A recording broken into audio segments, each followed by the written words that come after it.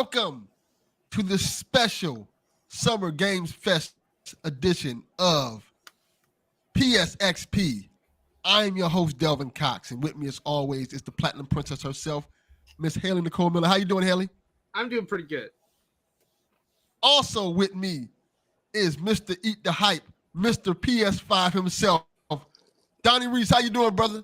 Mr. PS5. I'm eating something. I'm having breakfast. This early ass show. What's up, guys? Nothing much. Everything's good. Man, last week it's been a heck of a week. Last week, Sean and I were trying to schedule a time to record, and he asked me at one point. He was like, it might have been the week before last. He was like, "What about 6:30?" And I just laughed. What?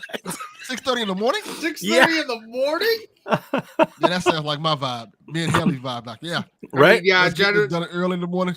That's what I'm thinking about. Generally, we set the podcast recording time for like 8 o'clock, but then we go live at like 7:15. It's way too early, guys.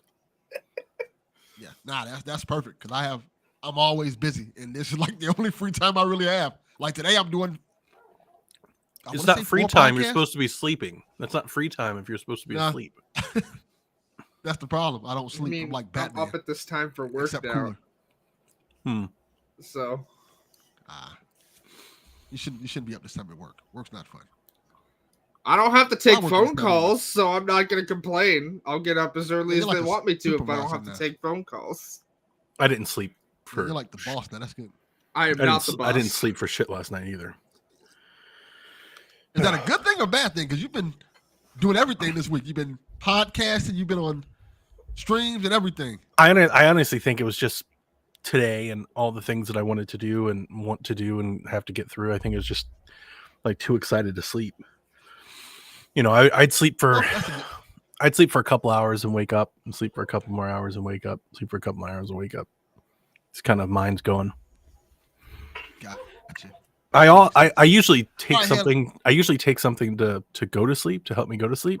Mm-hmm. And I did it because I had to get up at 7 to see you guys.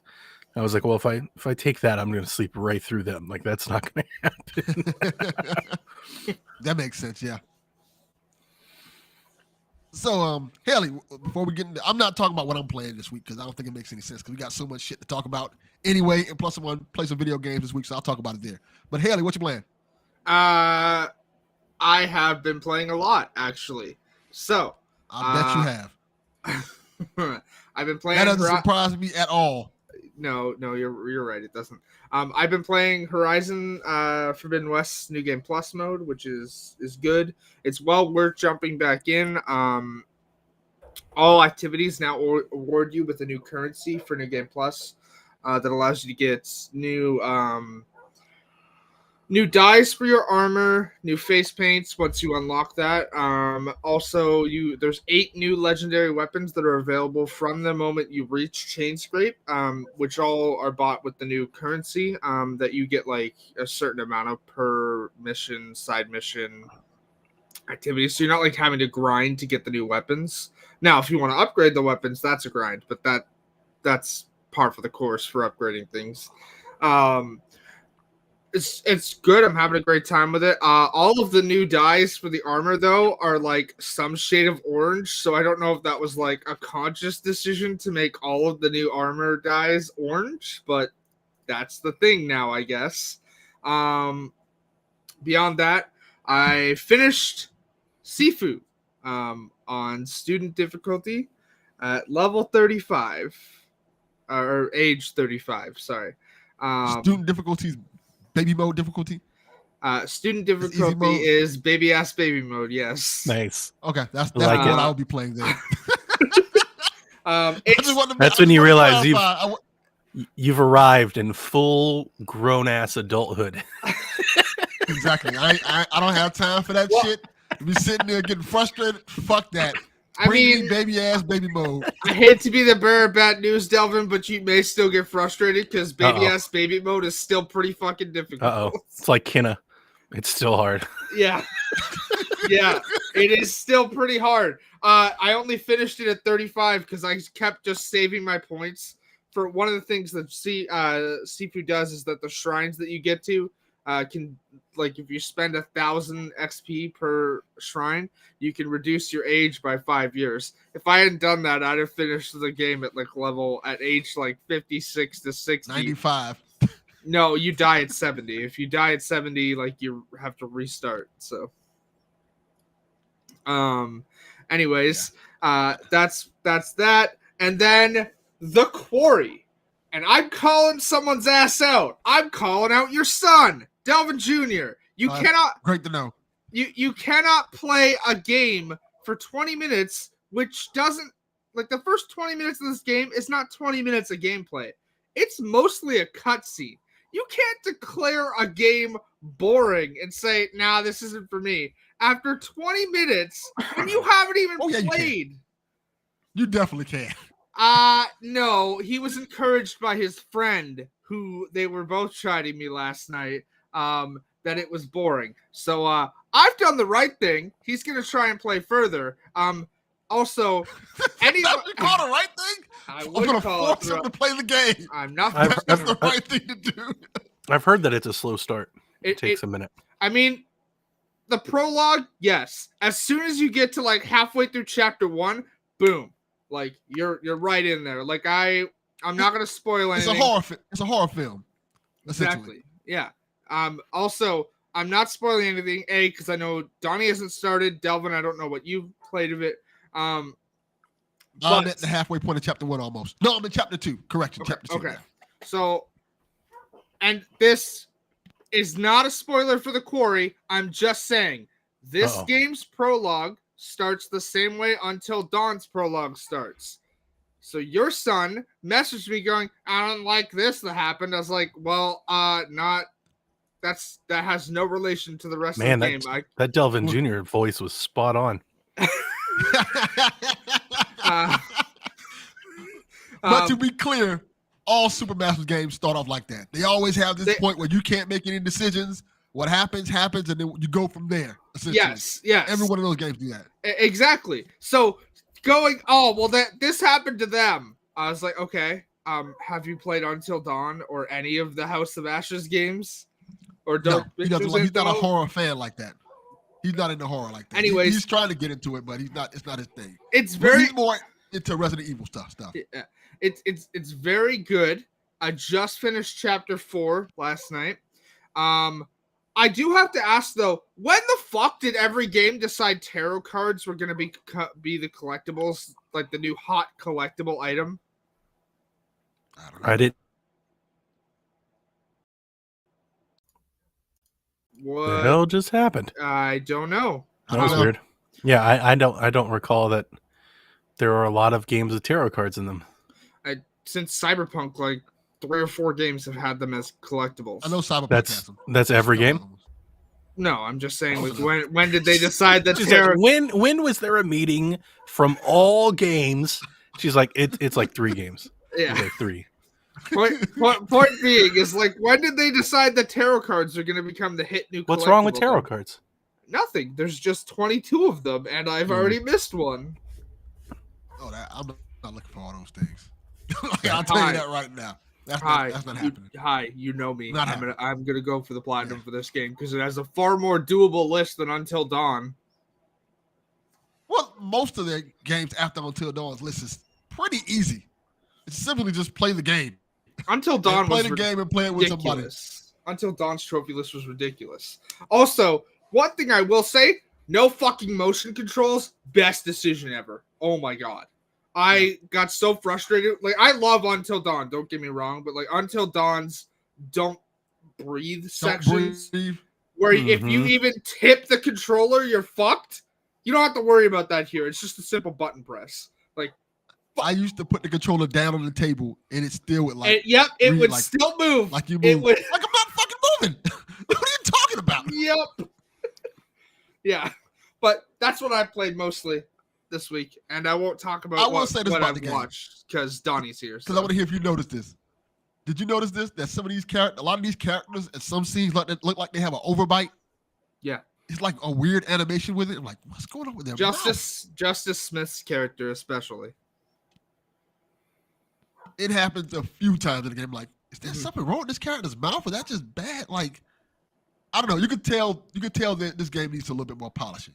Mhm. You can tell that's a super massive game. And Great. like some of the character models look great, Fantastic. but other times it's like, ugh, what happened here? Everybody looks like they wearing braces or have an overbite or something like that. It just looks off. But in short, I'm enjoying the game. Oh, I yeah. don't want to get too much into it. I'm having a blast. I think I know where it's going already, and I'm curious to know how it's gonna play out. But it's not hard to collect all the collectibles in this one. I've only missed them because I chose I'm not saying you have to. You're not doing it. I'm just Nah. I'm just saying the dumb tarot card can be right in front of me.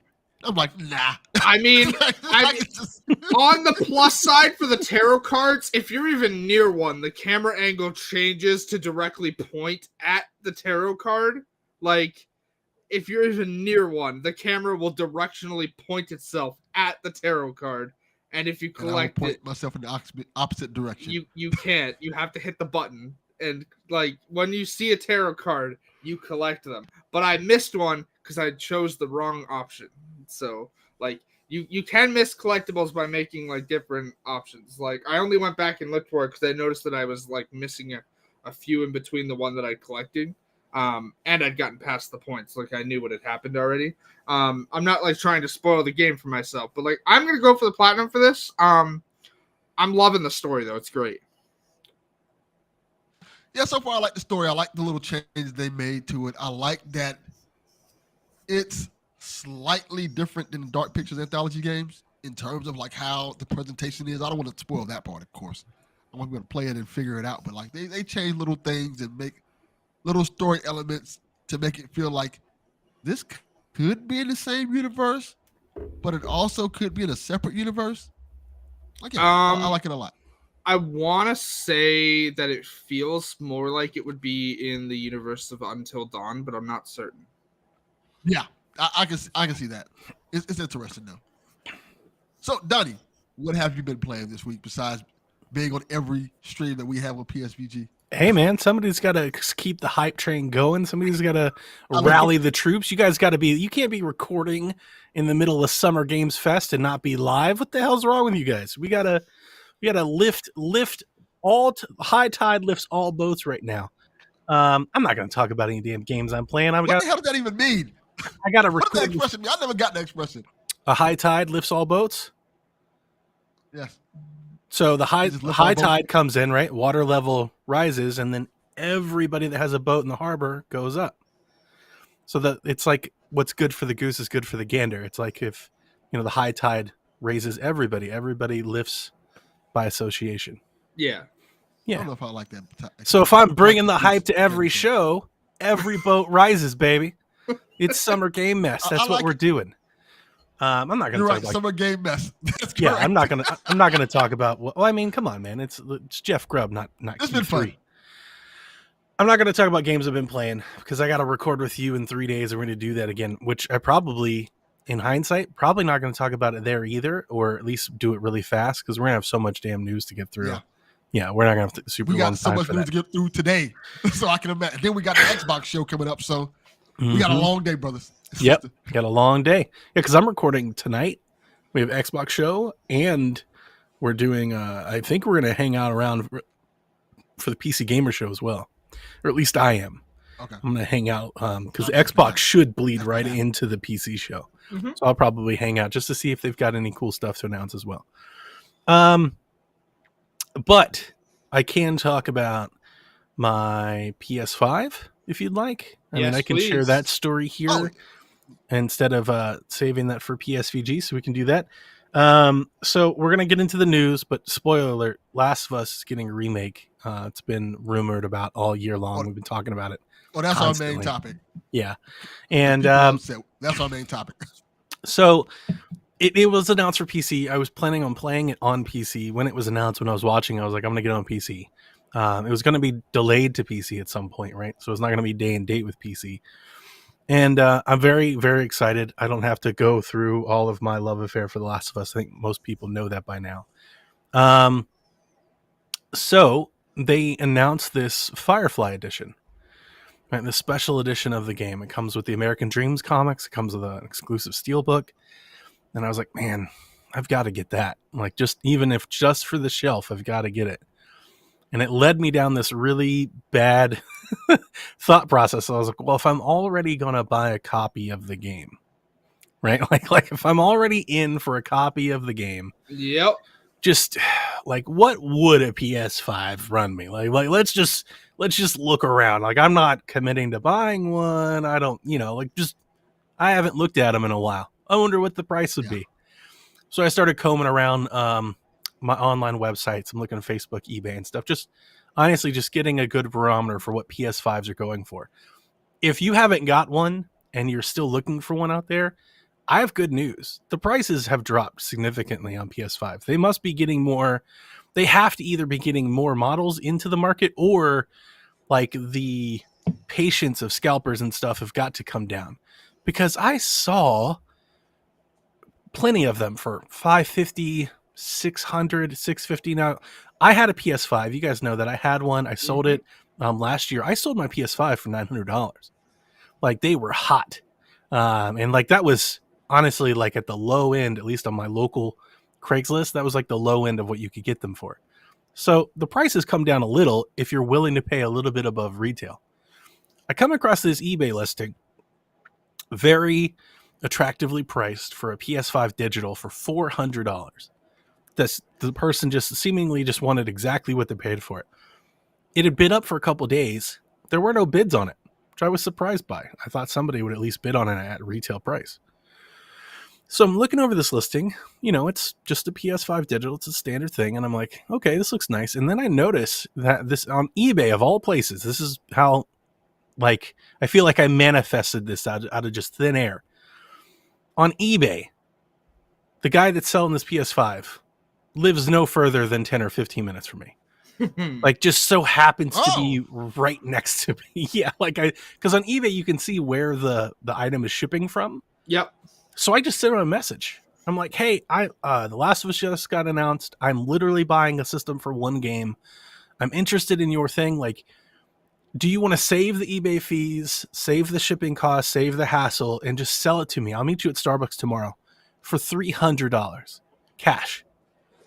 And he says yes. And we exchange emails. He finds me on Facebook, and he shows up at Starbucks, and I gave him $300, and we talked for a minute and got coffee.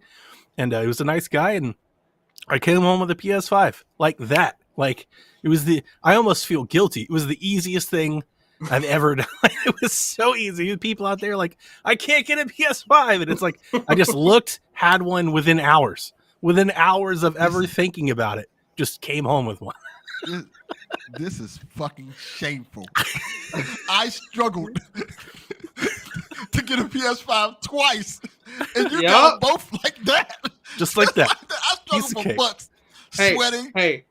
I hitting refresh, getting the PS5 going. I didn't have to play that refresh game at all either, sir. I literally was first in line. You ever heard Chalfie tell you he has a Walmart strategy? He's like, the thing is, you got to get on your phone and keep pressing the button. Like, he's ever told you his strategy? That's how I got it. That's how I got my sons on. I had to go from the computer to the phone. I was literally recording a podcast doing that. That's how I got his. And you just willy-nilly, hey, I want a PS5. Just willing into existence. It just pops up at your goddamn front door. I wouldn't, and here's the thing. Everybody is rightfully so teased me about this. I wouldn't have bought it like without the deal, obviously.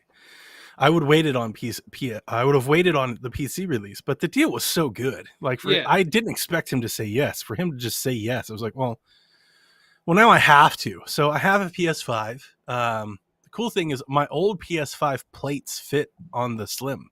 Which is surprising, actually. It is, The disc one. The stand doesn't. It doesn't fit with the stand on.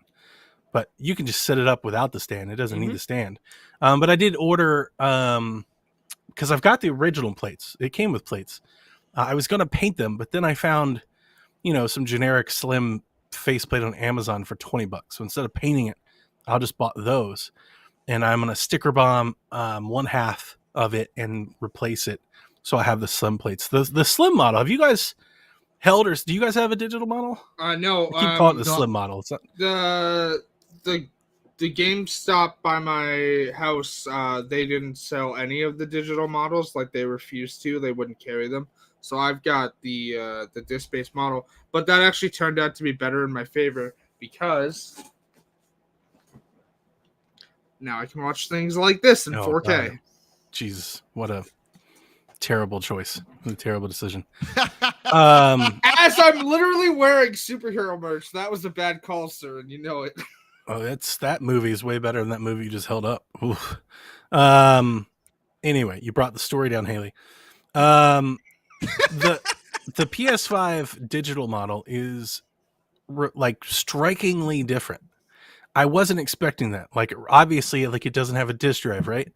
I was like, oh, okay, so it doesn't have a disk drive. It's like the same thing. It feels significantly lighter. Yep. Like it really, like I can one hand that thing with relative ease. Whereas the last one, or at least my memory of the full model, I don't think I could have. Like the other one was No. I remember trying to take the plates off of it and stuff, and like it feels heavy and obtuse, and this one doesn't. Like it definitely feels slimmer. Yeah, when I put my M2 drive in the PS5, I definitely couldn't one hand it to flip it and pull the plates off. No, I couldn't do that. I'm actually tempted to. I want to get the pink model plates that they have, but they're like $80. Are they? Yeah, like You got it now. well, they're in Canada, remember? So God. if I can't order from direct, as we discovered live on air when they announced USA, it, baby. and I USA. literally was USA. looking to get a copy of the USA. Firefly edition, Right? and it wouldn't take a fucking postal My code. long years of Nintendo fandom being shafted by special editions Japan and Europe have made me relish this opportunity. Everybody's like, why is it only available in America? It's like, suck it, world. Also, it's not even You know why? available anymore. It's sold out. That's You why. can't buy it anymore. Sold It out. is gone. It's gone. Yeah. I'm glad I jumped early. I Yeah. really am. It's going to look great on the shelf and can't wait to replay it. But yeah, that was the story of how, my life got flipped upside down and I ended back up with a PlayStation once again.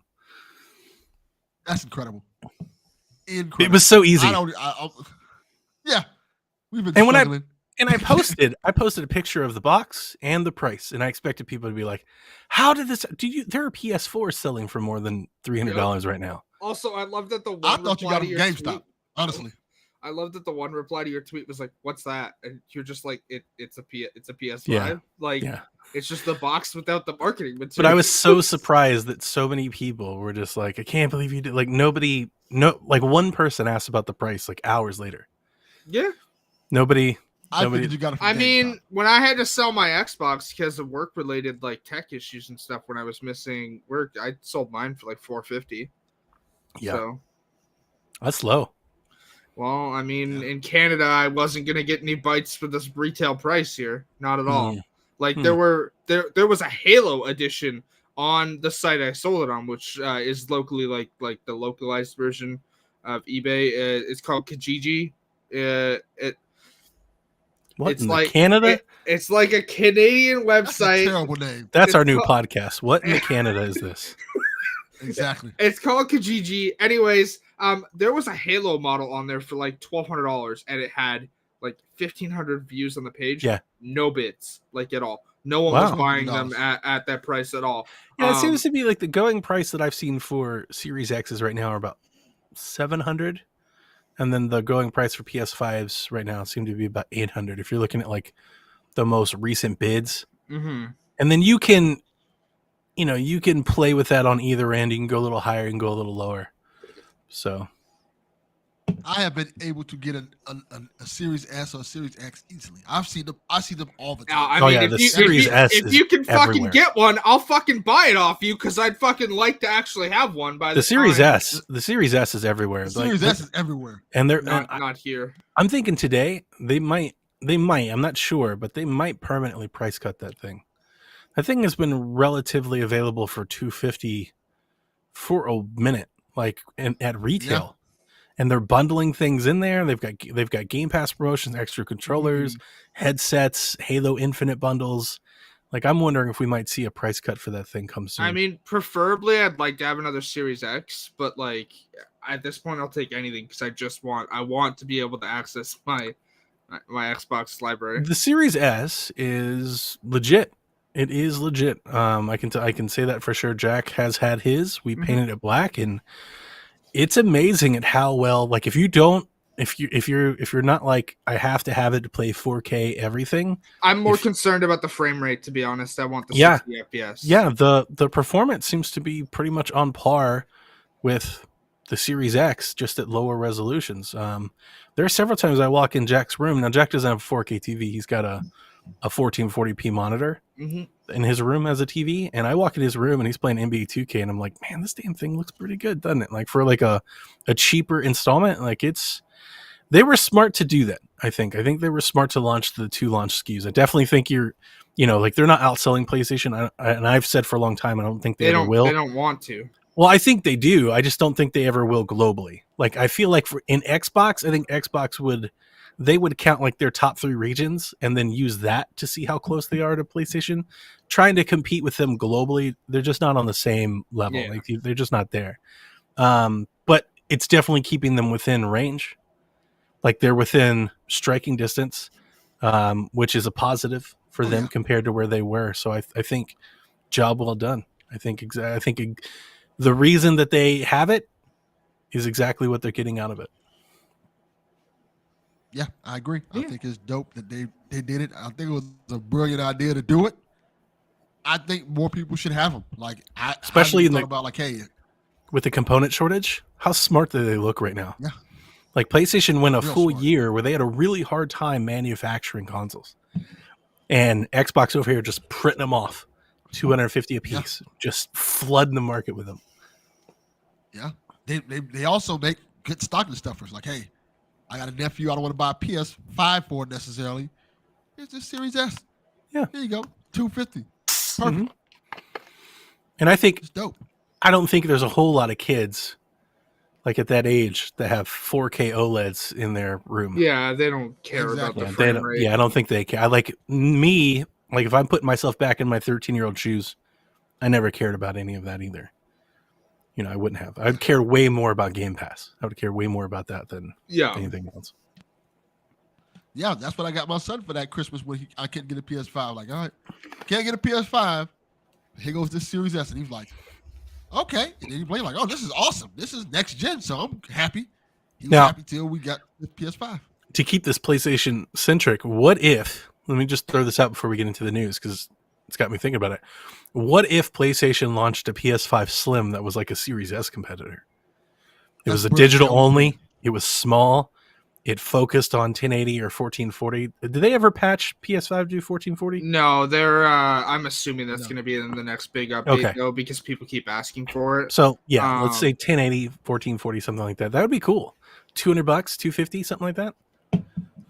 Be a good idea. Hold on a second. Hey, Justin, fuck you. Yeah. That makes sense. That Welcome to PlayStation Experience, where we just berate the listener. No. We berate the gentleman who goes, I'd like to show up on a podcast one time a year. That gentleman. Yeah. He didn't even show up in Discord. Like we haven't even heard from him literally until E3 comes. He was like, hey, can I join the show? No, that's not how any of this works. He's the Brock Lesnar podcast. He just come right for the Brock schedule. You got to earn Brock status, man. Seriously though. Hi, Justin. How you doing? He wants the Brock schedule, but he's the Hurricane Helms. I don't know what any of that means. the Hurricane Helms of PSVG. I don't know what any of that means, but sure, I agree. I know what it means. It is delightfully funny. Right. Nice. We got a lot of news to get to. We probably should get a news bumper like Donnie has, but nah. We'll just get straight to it. The first story I think is pretty cool. Apropos to what we're talking about, The Last of Us Part 2 has sold over 10 million copies. Naughty Dog, as of spring 22, The Last of Us Part 2 has sold over 10 million copies. So that's amazing. It is. It's also crazy to think that a game that some people apparently don't like sold so much. I mean, hold on. You see people on Twitter claiming they don't like it. I walk into GameStop and I hear people like praising Last of Us Part 2. So like, again, like Donnie always says, Twitter is not the end all be all of gaming conversations. Yeah, it's easy to get into that because Twitter is quantifiable. You can see it, you can pull it, you can wrap you know, you can build analytics off of it, so it's easy to like build a sample, but it's not the complete sample. This is great news. Great news for Naughty Dog, great news for PlayStation. Last of Us, it took a long time to start reaching those bigger numbers. And a lot of PlayStation exclusives don't sell like that. You start getting to 10, 15, 20, 30 million, like that's Nintendo territory. And we don't see a lot of exclusives push those numbers. So this is great. And both Last of Us games deserve it. I mean, they're both deserving. Oh yeah. I'm not a fan of Last of Us 2's direction, but you never hear me argue anything about the actual game. The game is stellar across the board. Like, and we'll talk about this later when we get to the main topic, but like I just don't understand the complaints is what I have to say. I'll save most of my thoughts for our main topic, but yeah. Mm-hmm. Well, speaking of The Last of Us, let's get to this right here. At Summer Game Fest, Neil Druckmann kind of gave an update on the TV series and kind of let us know that two of the original voice cast members are going to be a part of the show. Troy Baker and Ashley Johnson. I think that's amazing. I can't wait to see what their roles or their cameos are. I watched Uncharted 4 last night, and I saw Nolan North in there. So he's right. Uncharted 4. It's Uncharted 4. I mean, it is Uncharted 4 essentially as a movie. I guess you're not Uncharted wrong. the movie. Yeah, you're right. I watched the Uncharted movie, so it'd be nice to see. It's going to be really nice to see them, Troy and Ashley, back in there. I hope it's like a meaningful role and not just a cameo. So I was going to bring this up. I'm kind of wondering if Ashley's going to play Ellie's mom. Yeah, I've seen that floated around Twitter a bit. It seems to be like the common kind of the current thing that people are banking on. I mean, I think that probably fits. I think that would probably work. Mm-hmm. I don't know what Troy's role will be. But I would not be surprised to just going to be like standard smuggler. Probably. Comes in on the side. But while we're here, what did you think about Uncharted the movie? Sure. Yeah, Uncharted the movie. I rented it last night. Jack and I have been home alone all weekend, and last night we made Sloppy Joe's, and I wanted to do something, just hang out together. So I rented this movie, and we watched it. And I gotta say, I think it was better than I thought it'd be. I came away with it positive. Like if they made a sequel, I'd watch the sequel. Mm-hmm. I still don't like the casting of Sully. Like that did not win me over at all. No, like, it's real bad. It's real bad. Yeah.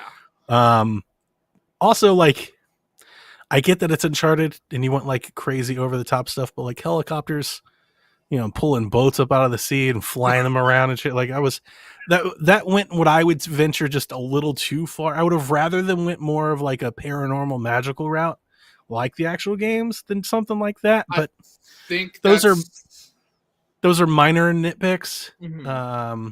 But overall, it was good. I'm glad I watched it. It was worth the rental. Like I wouldn't go to the theaters to see this. This isn't a movie that I would buy. If they came out with a sequel, I still wouldn't go to the theaters, but I rented this movie for $4 and watched it. And for $4, it was great. Yeah. I think the supernatural aspect will come into play in the inevitable sequel because Sony has already come out and said this is a major film franchise for them now. And they left a cliffhanger, so they've got the Sam stuff, and it was a nice adaptation from the games. There's a lot of game nods in there, and like the Nolan North thing made me laugh. Yes. I had to explain that to Jack because Jack's never played Uncharted, but he's met Nolan North because I've met Nolan North, and he was with me when I did. And I was like, "You've met him?" He was like, "What?" That blew his mind. I'd pull out a video, and I was like, "Yeah, you've met him." He was like, "I know a guy in the movie." I was like, "Yeah, you do. You've met him. You got his autograph and everything." So it was fun. Yeah, I'm super excited about this Last of Us show, and I think it's it's going to be good. I'm interested to see who they play.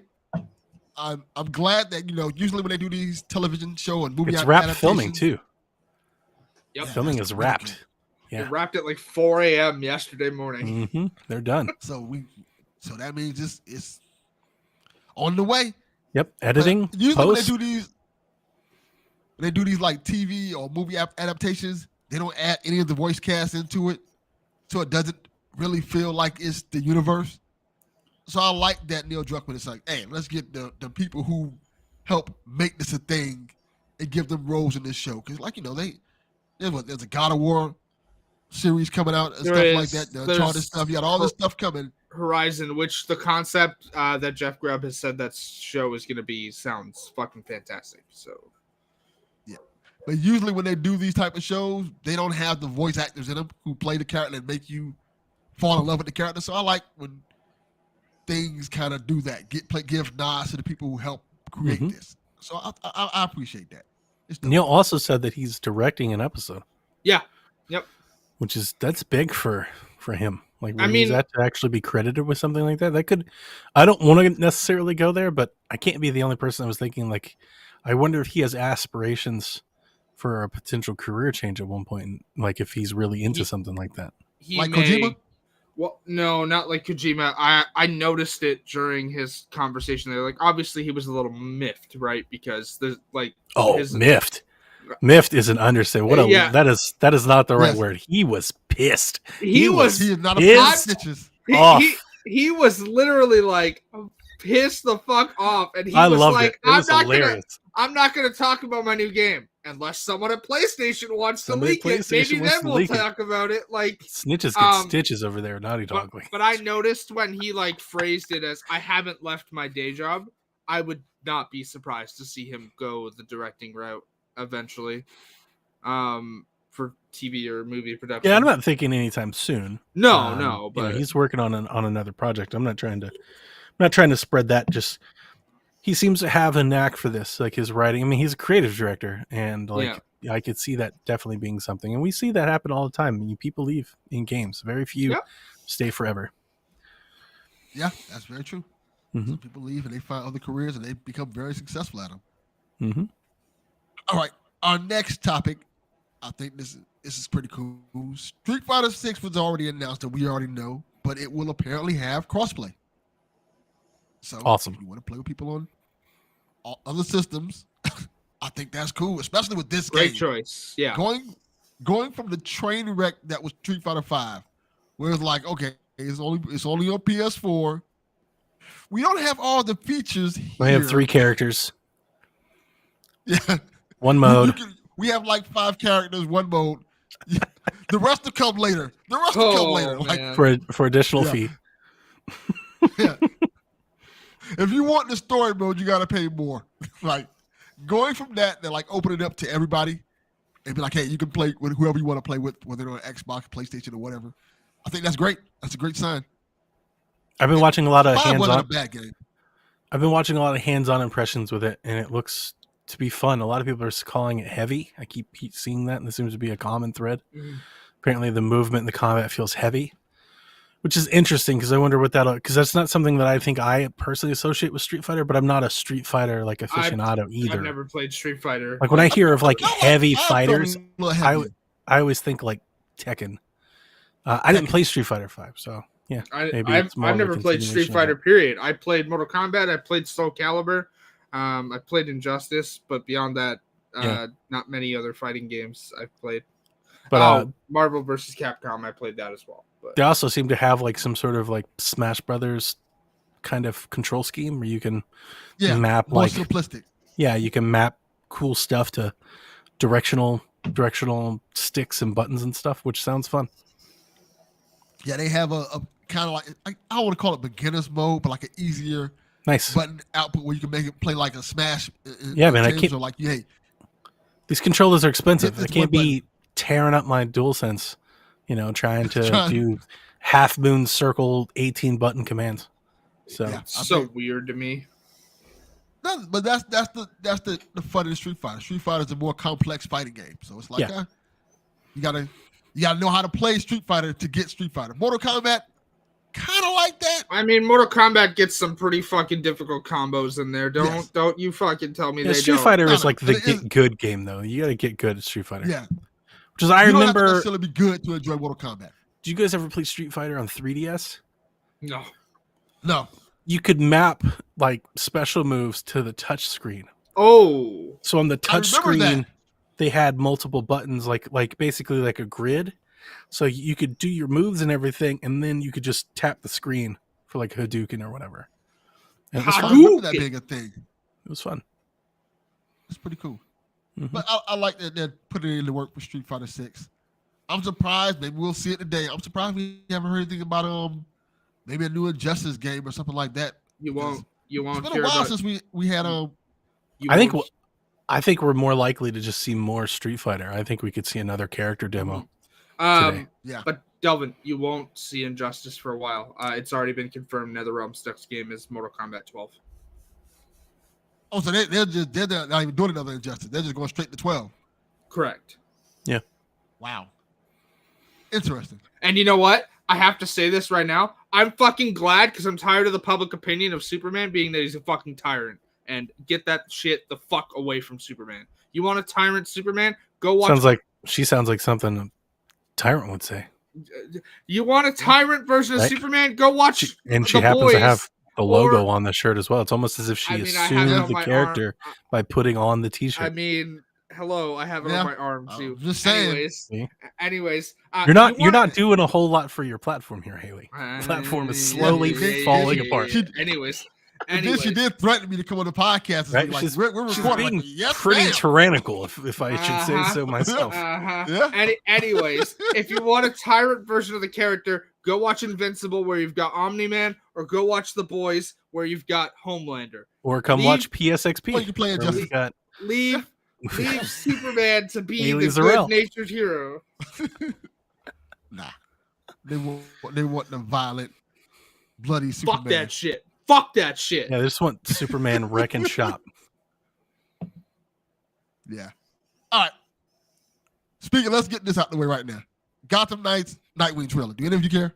I No. do care. I don't care. But I know No. that I'm the We only can talk one. about it, but The more that they show this I- game, like it's too much. At this point, less is better. Like I think they're doing themselves a that's disservice. what I was thinking.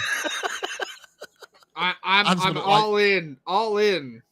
Give me that. Although I won't be playing I'm- as Nightwing. Look, I love Nightwing as a character, but you give me a chance to play as Batgirl, I'm playing as Batgirl. I will be playing as Nightwing, and I'm like, I don't want to see this. This is a little much. We've seen too much. I of don't this think game, I'll be and playing it at doesn't all. look good.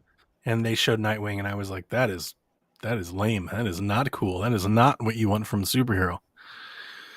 Yeah. In my opinion. They should have had him in the disco outfit he used to wear in the comics back in the day. With the It's in there. oh, It's in there. It's in there. I know it's in there because they showed it in their original trailer. It was right at the bottom. It's like disco suit for Nightwing. It's Wow. fucking incredible. I don't know. I am would kill. playing Batman right now. I'm enjoying Batman. You'd think I'd be all for more, but when I watch this game, every presentation they've shown this game, there's nothing that I'm excited for. Not one aspect, not one character, nothing. I have no hype. I feel like the more I've seen of this game, the less I'm excited for it. So that's not a good thing. I'm like, Like "Eh, I'm not looks certain I would okay." play this game if it was free. Like there are people that are like, put it on Game Pass. Like it would come to Game Pass, and to me it'd be like Outriders. Like I'm like, maybe I'll try it. Like one day, maybe. But like I'm not gonna stop playing anything that I want to play. You know To I'm play going to be Gotham there Knights. day one. Although I will say, I feel like this game is going to get delayed now because of what launches 3 days after it. So Yeah. because They this gotta release it. this game is now launching 3 days before Modern Warfare 2. So I feel like Oh, I'm playing Call of Duty. Definitely. Yeah. Way more. I feel like those are two different audiences, though. I think the people who like superhero stuff will get this. Well, I think the biggest problem this game's probably going to have is no Batman. So people will be like, okay, Remember okay, when a hold on, Nightwing hold on, game? hold on. Let's fucking talk about this. No Batman. There is, and I shit you not, there is literally no chance that You Batman got her is triggered, not, man. No. It's I know the storyline they're following. There is no chance Batman is not in this game, and you bloody well know that Well, of 'cause you've course. also read the Court of Owls storyline. of course, but he's not in any of the marketing material things like that. The common person, he's quote they look at the unquote box dead. chart and they're like, no Batman. Although Yeah, no if you Batman, look, so I'm not playing if, this. I am the common person. Like I know who these characters are, but they're like, haven't you always wanted a game where you play them? I'm like, no. See, I would and rather that's my play. point. I would rather play as the Joker, like than these folks. I would rather play as Harley than these folks. Like, no, they're way down the list. And that's my point. People, but also if you Well, look at the besides- marketing, not to interrupt you here before we move on, if you look at the marketing, no Batman in the marketing, you're wrong. These are. I'm sorry. No. Every animation they have for this game has Batman literally in the reflection of like. Yeah, no, I think we all agree. Like he'll be a part of the story. Yeah. he'll be in the game. Yeah. These characters' moments in Arkham Knight are my least favorite parts of Arkham Knight. Well, they're not. They're not I mean, I'm not gonna, I I'm not mean, gonna let's they're not let's good at Arkham Knight.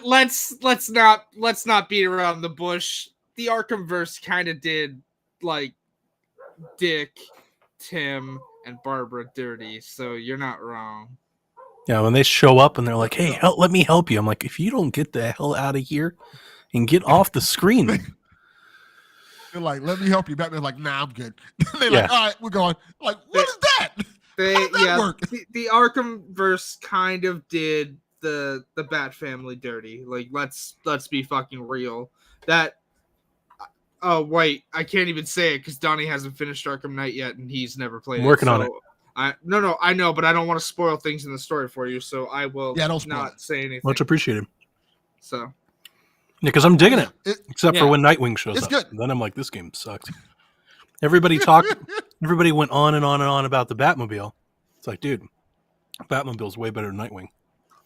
Nightwing's great character. The Arkhamverse did him dirty though.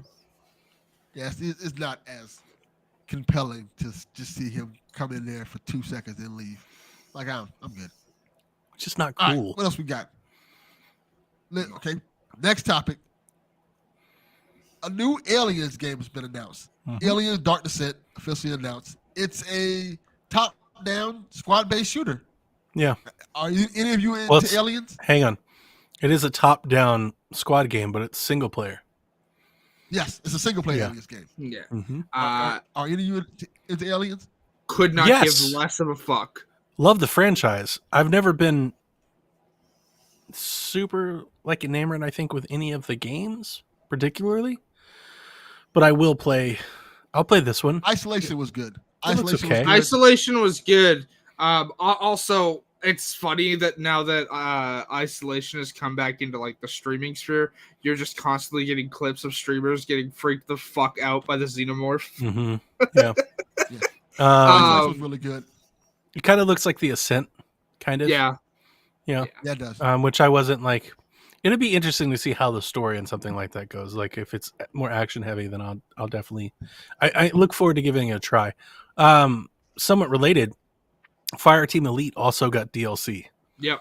I think a I was lot gonna of say that people are exact same thing, yeah. confusing the two. I'm seeing a lot They of are. that. Yeah. Like I went back because obviously I was working when Summer Games Fest aired, so I went back and I wanted to watch everything like through the experience of Summer Games Fest so that I could talk about it on the show. So I went back and watched the Easy Allies reactions, and Isla, Hubert, and Bloodworth's first reactions to this were literally, "Is this just DLC for Fireteam?" Excuse me, So- and I gotta make another joke. She said Isla, Hubert, and Bloodworth, and honestly, in my head, I went, "What is this? A house in Fire Emblem? Like, they just sound like like names of Fire Emblem characters." It's for a Easy second, I thought Allies. She said Duckworth. Duckworth. Duckworth from Cat from DuckTales. I- The butler. Man, I have never watched DuckTales ever, so That's disappointing. I'm over here watching the Vampire Diaries again. What do you expect from me? Yeah, you often disappoint me. Disappointed by this news. My goodness. But yeah, this looks cool. I thought what was it, Fire Team Aliens game was okay. Yeah. Little generic-y. Yeah. Generic-y, but It definitely looks like that. it's fun to play with people, but it's like I feel like this is a franchise that for the most part has mediocre games. I mean, Maybe like I want to say Isolation stands out. And there was the Isolation's one that was back in the day. if you're referring to What was that Colonial alien- what- Marines. No, not that one. I think it was Aliens versus Predator. That people were like the one that was on PC. I don't know. That people liked a lot. I think that's the one. But yeah, for the most part, they've See, had we need mediocre like an games. Aliens Metroid game. That's a good Because I mean, call. that's basically what Metroid is. But you need to make it just aliens. Like if you just make Metroid Dread That's but a make really it good call. aliens, I think people would be really excited. Yeah, or a Dead Space Aliens game. Somebody make that. Yeah, I mean, But yeah, it's. I mean, at this point, all of them are probably somewhat derivative of Alien. like all of those games that have come forth, like this entire subgenre of sci-fi, are all just somewhat derivative, or paying homage to Alien. Yep. I agree. All right, our next topic is one that I laughed as I heard Donnie talk about on the stream. Midnight Suns trailer shows Spider-Man gives a release date of October 7th and shows the main villain as Lilith, and corrupted versions of Venom, Sabretooth, Scarlet Witch, and Hulk are also encounters you may face. The hell is this game? I enjoyed the fact Donnie was like, Delvin, who the fuck are these people? I'm I was like, fucking why is Spawn here? And somebody was like, that's not Spawn, it's Venom. I was like, what? I know Spawn when I see Spawn, and that's Spawn. It's Venom infected by The demonology. Hulk had horns. I was like, what the hell is going on? There's like Oh, 9 Spider-Man. So Like, if you're ever upset about not having a Spider-Man game, this is the fucking game for you, because everybody is Spider-Man. did you see They're Xbox just tweet? clones of Spider-Man? There's like 18 Spider-Man. Did The you see- NWO of Spider-Man. Did you fucking see Xbox's tweet about this? Spider-Man is What was their swinging tweet? onto Xbox, and then it's this. Yeah, there you go. Please be man. excited. Anyways, so since you asked, it's Firaxis, so like I'm not excited anyways because I'm not a big fan of like XCOM games. But the characters that you're asking, like, why the fuck is Spawn here? They've been infected by like demon energy, which is what Lilith is an actual character from the comics does. Although Yes. the last time Lilith appeared in Marvel Comics was like 1983, so the fact that they're using her as a villain is a bit wild.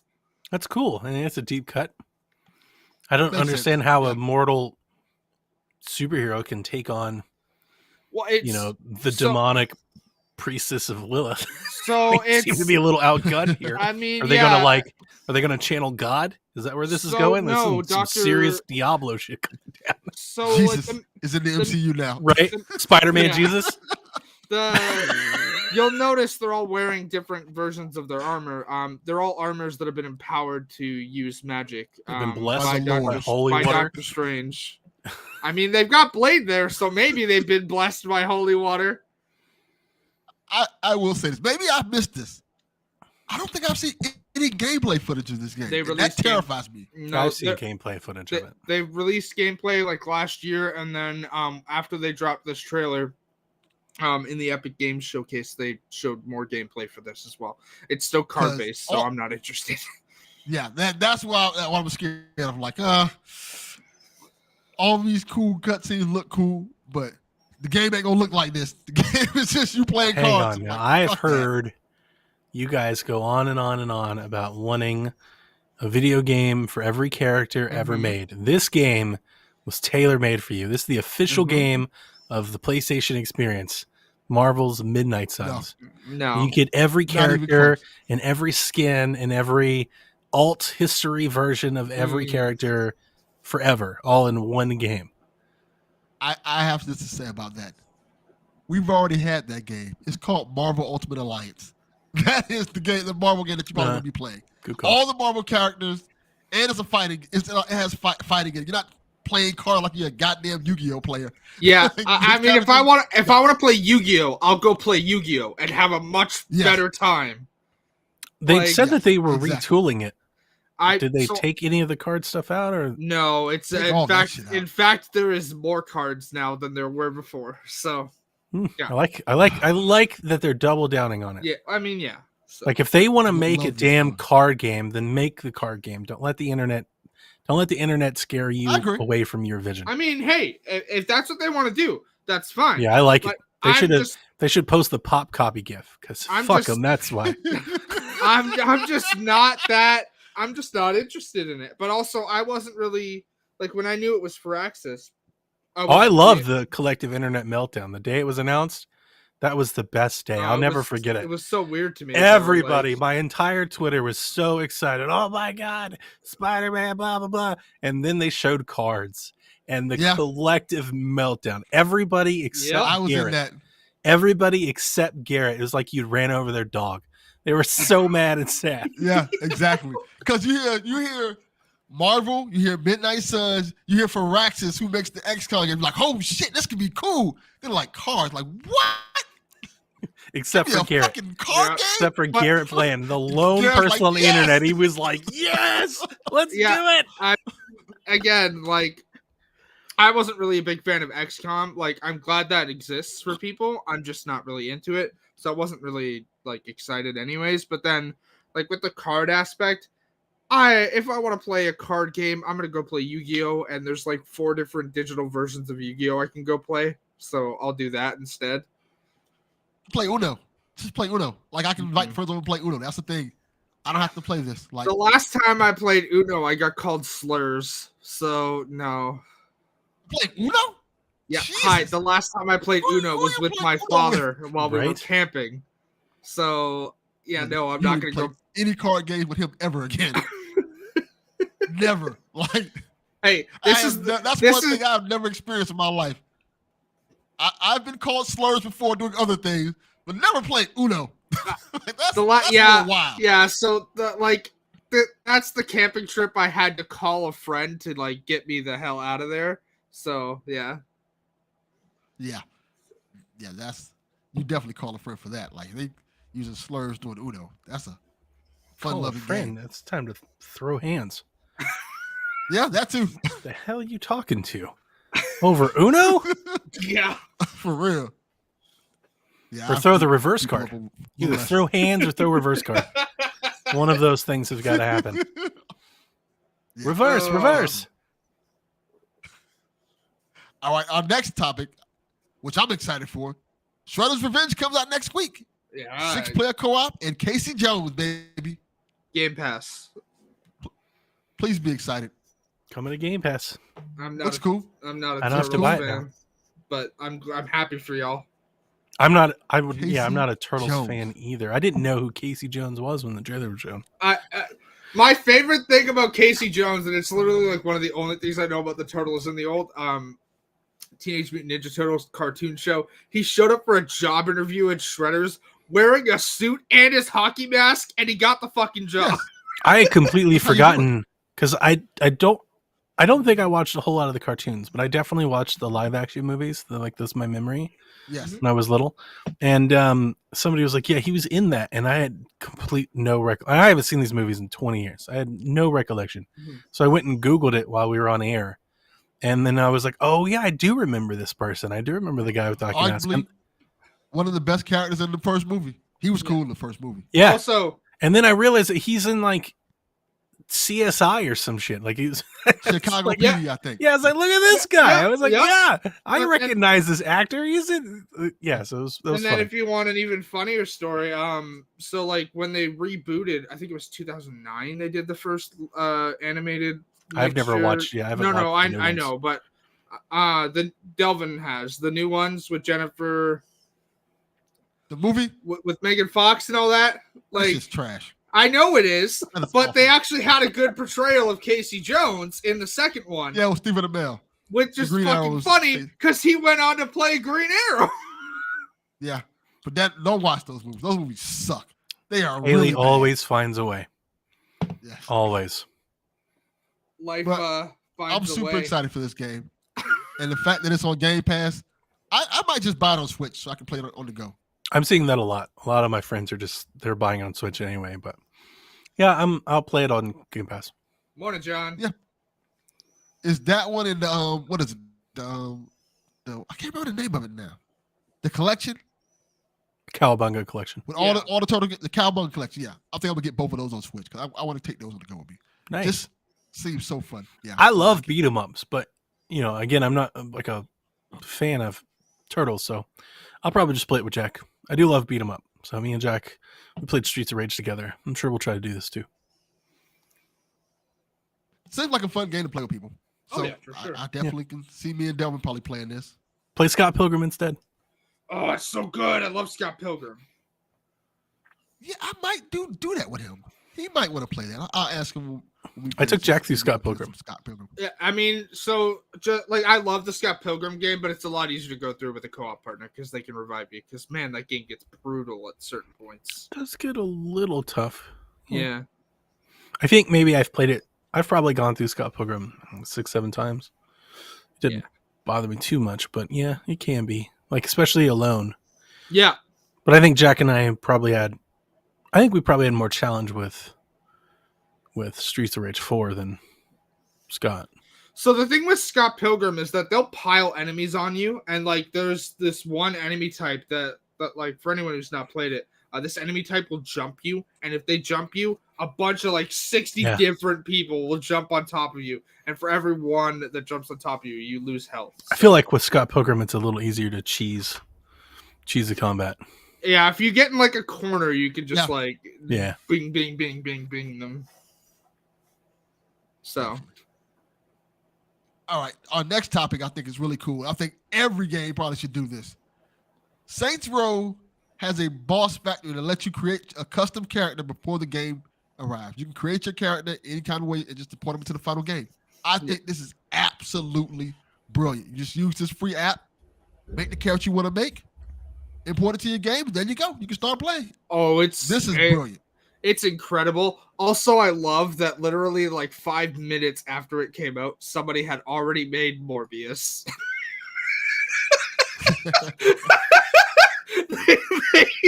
they took this boss factory creator and went, I'm gonna add to the Morbius meme and just fucking make Morbius, which you can do. Y'all are really making this trash ass movie something. I say that commentary wasn't even worth sharing.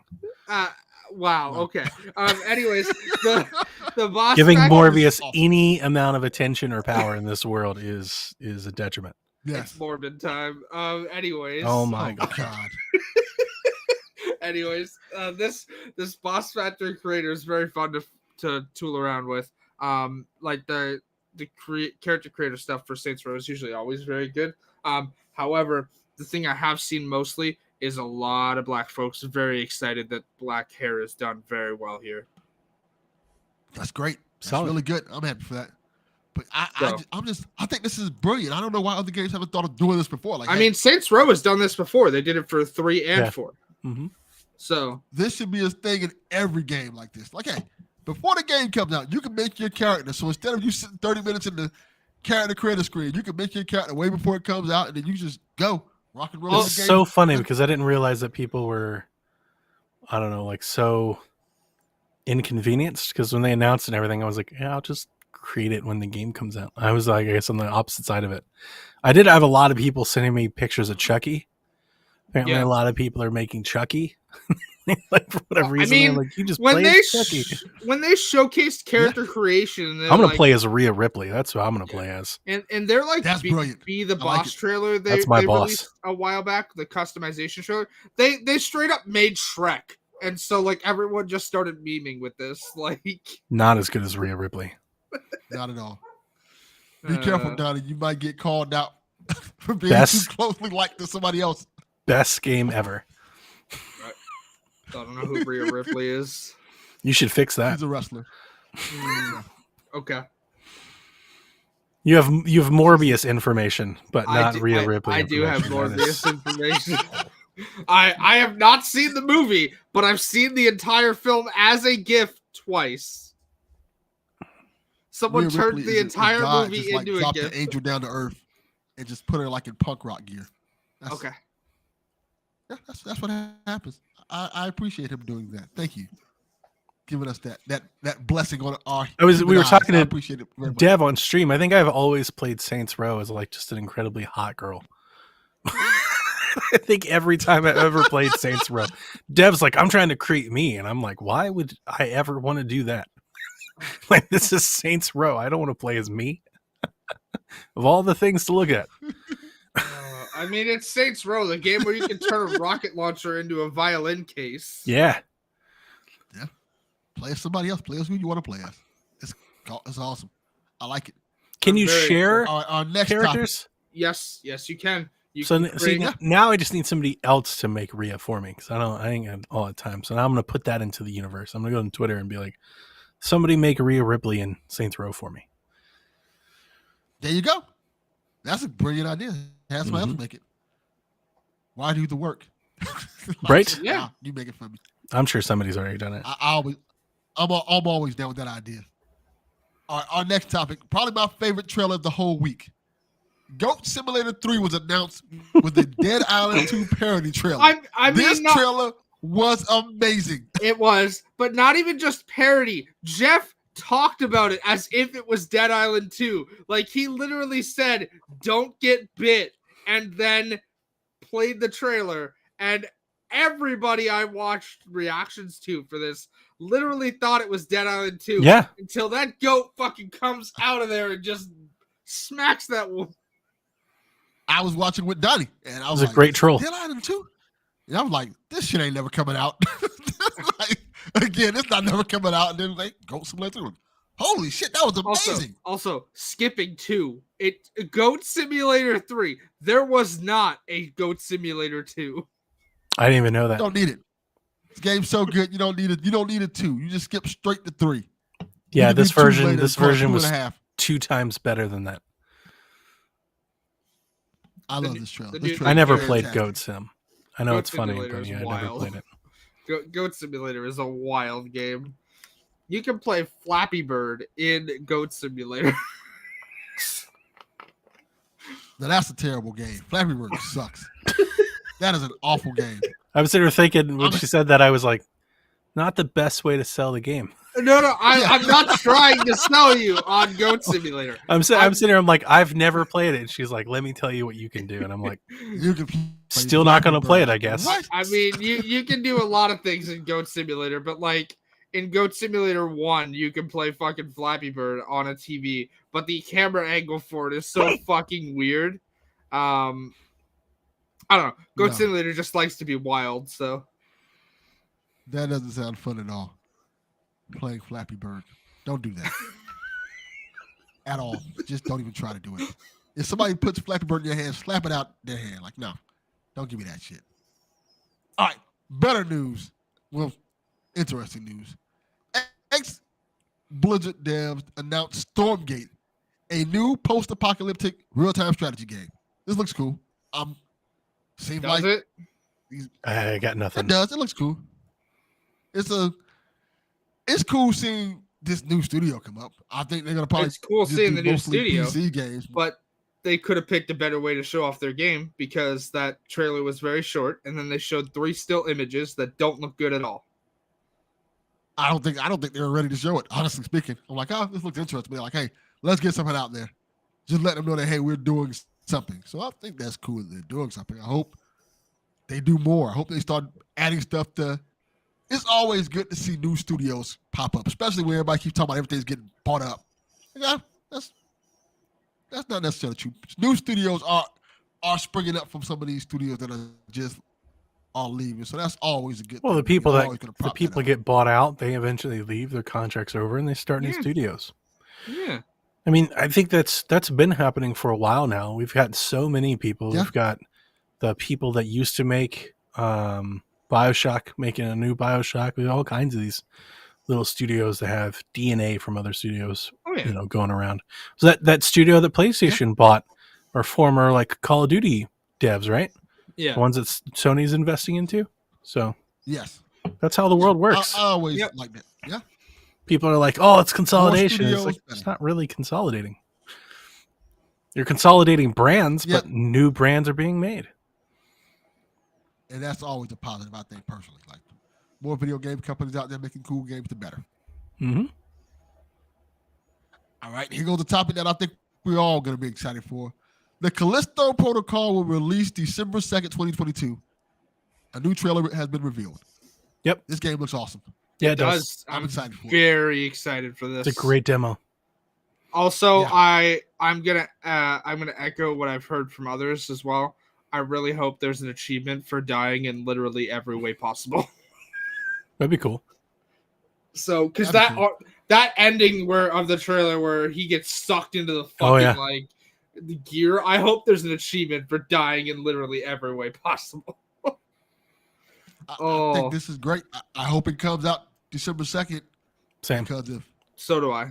if Dead Space is coming out, the remake's coming out, it's going to be hard to put this out in those two games that close together. You know, I was saying the same thing. Together. We said the same thing when we were live. I was like, they probably want to be out before it, and I still believe they probably do want to be out first. But as I was thinking about it, it's like I'm obviously going to play both of them. Oh, absolutely. It doesn't change my. I imagine for like fans of Dead Space, I think are probably going to play both of them anyway. Mm-hmm. So I don't think it really matters. I think there'll be a lot of people that play both, regardless. The one thing I do have I would like to think that. The one thing I do have to ask is unrelated to like game announcements. Why the fuck were so many games based in space this year? It's just because everybody wants to go to space. Yeah, it's like cyclical. Yeah, people get on a trend and stuff, and that's what happens. Yeah, this looks great. Like I said, I don't. We go through so early. Zombie games, and then we go through ninja games, and then we go through battle royale games, and then we go through free to play games, and it looks like now we're about to get into a bunch of space games. If anything, we're probably getting more superhero games than if anything else. Yep. Like what kind of superhero phase? Like here's Spider-Man, here's Batman. We went through like that medieval phase. Like every RPG game was like a Skyrim. Like just happens. Yeah, it just seems weird. That's all. It was definitely funny, and I was happy to see Jeff, kind of took that. He was taking that criticism like live, like on air. He was like, "Yeah, more space games," which was fun. Which was funny. Yeah, because he had to realize that. Yeah, like half the showcase were Dead Space clones. Yep. But that's cool. That kind of shows the legacy of that game, where everybody wants to make their own version of Dead Space, and it would have been nice if everybody wanted to make it, throughout the years. Yeah, it's nice if all at once. They didn't all wait till 2022 to do it. Although, we've been yearning for something like this for a console generation. It'd be nice if we could get a little earlier. Seeing Roger Clark's new game is awesome though too. Very excited. That's on the list too. Which one is that? Let's go to Fort Solis. It's called Fort Solis, and it stars Troy Baker and Roger Clark. It looks good. It looks interesting. Yeah, it's I think it's called a thriller, a sci-fi thriller. Yeah. That one did. I think of all of them, that one did the least for me. I was more intrigued by the routine game that's coming to Game Pass. Mm-hmm. I'll need to know more about Fort Solis. Like I'm not all in on something just because Troy Baker. Like I need to know and see a lot more. But I was excited for Fort Solis because Roger Clark's been talking about working on a new game, and so to see what he's been working on is cool. What has he done in the past? He's Arthur Morgan in Red Dead. Okay. So it's very exciting to see him getting more roles after Red Dead because he's mostly been like a small-time TV actor before. So to see him getting more work in the video game space is cool because he's talked about wanting to do more work in the video game space. So, what? Yeah. The snitch is out there saying he's saying this. So can I break some news? Can we just talk about it now? Yes, you can. Go Spoilers. Right, spoiler warning. If you don't want to be spoiled, like skip ahead a minute or two. Because I don't think we're going to go very far here, but we've all known, if you've been following Twitter, we all know that there's a Twitter account out there called The Snitch, who's been batting 100% on leaks. He just tweeted. He's from Miami, apparently. He just tweeted Persona. Spelt in a very interesting way, I might add. It's spelt using the numbers 3, 5, and 4. Yeah. So if you're excited about Persona, if you love Persona, specifically maybe on platforms that aren't PlayStation, maybe, be excited. It looks like maybe you'll have some news about that at some point today or this week. Maybe a remaster of 3, 4, and 5? Maybe. Cool. I would love to play Persona 4 Even again. if it's not a remaster, I think just having those games available on other platforms would be news on Persona its own. 3 would definitely need a remaster to be worth anyone's time. I will play it. I don't care. I honestly love- think they 4 is could one of my just favorite games. they could port Persona 3 to other platforms and people would still play it. That's all I'm saying. Probably. You may not It's good. excite you, but people will still buy it and play it. I mean, Persona in general doesn't excite me because you can't play as a girl. I've already done high school once. I I've think made in this 3 you joke can play as a several girl. times. Persona 3 Golden, you can play as a girl. But Maybe that's if what it's it'll be. just straight Persona 3, no. I think it'll be 3 Golden. I think that's the one people remember. So that's It's awesome. crazy. Snitch. I hope you're right. You've been batting 1,000, so I think you'll be right. Yeah, I don't think I it's mean- been wrong yet. I mean, it's fine to talk about this because once we're not live, the show goes out tomorrow, so the showcase will have already happened. Nope. No, this good show's gonna point. Probably go out today. It's probably gonna go out today. Oh. Ooh. Delvin putting in Why overtime. not? The Summer Games. It's Summer Games Fest. Let's get all this stuff out while it's hot, baby. Let's do it. Yes, I just put it My right man. through. You know what I mean? I like it. A topic that Haley might be excited for this too. What? Modern Warfare 2 demo comes out, shows the new campaign. What did you both think of this Hot demo? damn, that's my It looks favorite good. thing. Looks fucking good. It's my favorite thing I've seen so far. Like, I think Modern Warfare 2 looks incredible. It does. Nothing against any other game. All these games, look good in their own right. Nothing has come close to touching how good Modern Warfare 2 looks. Not just like looks visually, but like how it looks to play, like all of the things. Like, I've said it for years. I'm going to keep saying it because I don't think people put enough respect on Call of Duty's name. Their production, their ability to make action set pieces and their production values in their game. Yeah, they're up there with the best developers in the world. And the fact that they do it so consistently is incredible. And Modern Warfare specifically is the star of that show. You say what you want about Vanguard and things like that, but when it comes to Modern Warfare, there's nothing close. And this demo that they showed looked every bit of everything that I would expect it to be, which means that it just looked great. I loved the thwomp from that shotgun. I was enamored. I was like, oh my God, I want to play the entire game with a shotgun. Not that assault rifle though, huh? He put that shotgun away. I was like, no, pull the shotgun back out. We got fools to keep, man. Get back to that shotgun. I like assault rifles. I like playing assault rifles. I wonder if there's going to be a no Russian level in this one. I hope so. I do too. Because see, the fun thing about, for anyone who's not, I don't aware think of what, so, but I mean, I would hope. Yeah, so. I don't think so either. But for those who aren't aware of what No Russian is, it's a level. It's like the opening level in Modern Warfare 2, the original, and it's an airport. Like you're walking through an airport with like 4 other Russian dudes. You're an American spy agent. You don't have to kill anyone in there. Like you don't have to fire your gun once. But literally everyone I saw play that game just fires wildly. Mm-hmm. I mean, it was a It was definitely a very memorable moment for video games, like just pushing narratives. So for that, it's important. It doesn't necessarily need to be remade. And again, this isn't a remake. This is a reboot. It's a reimagining. So I would imagine that it's not going to be there. But I like when Call of Duty is challenging because I think warfare is challenging, and I think it should be that way. I remember, like even the first, like the Modern Warfare 4, like when the nuke went off. It was like the first time I think in like real video games where you get like kind of presented with the reality of something like that. And I think that stuff that adds to the Call of Duty.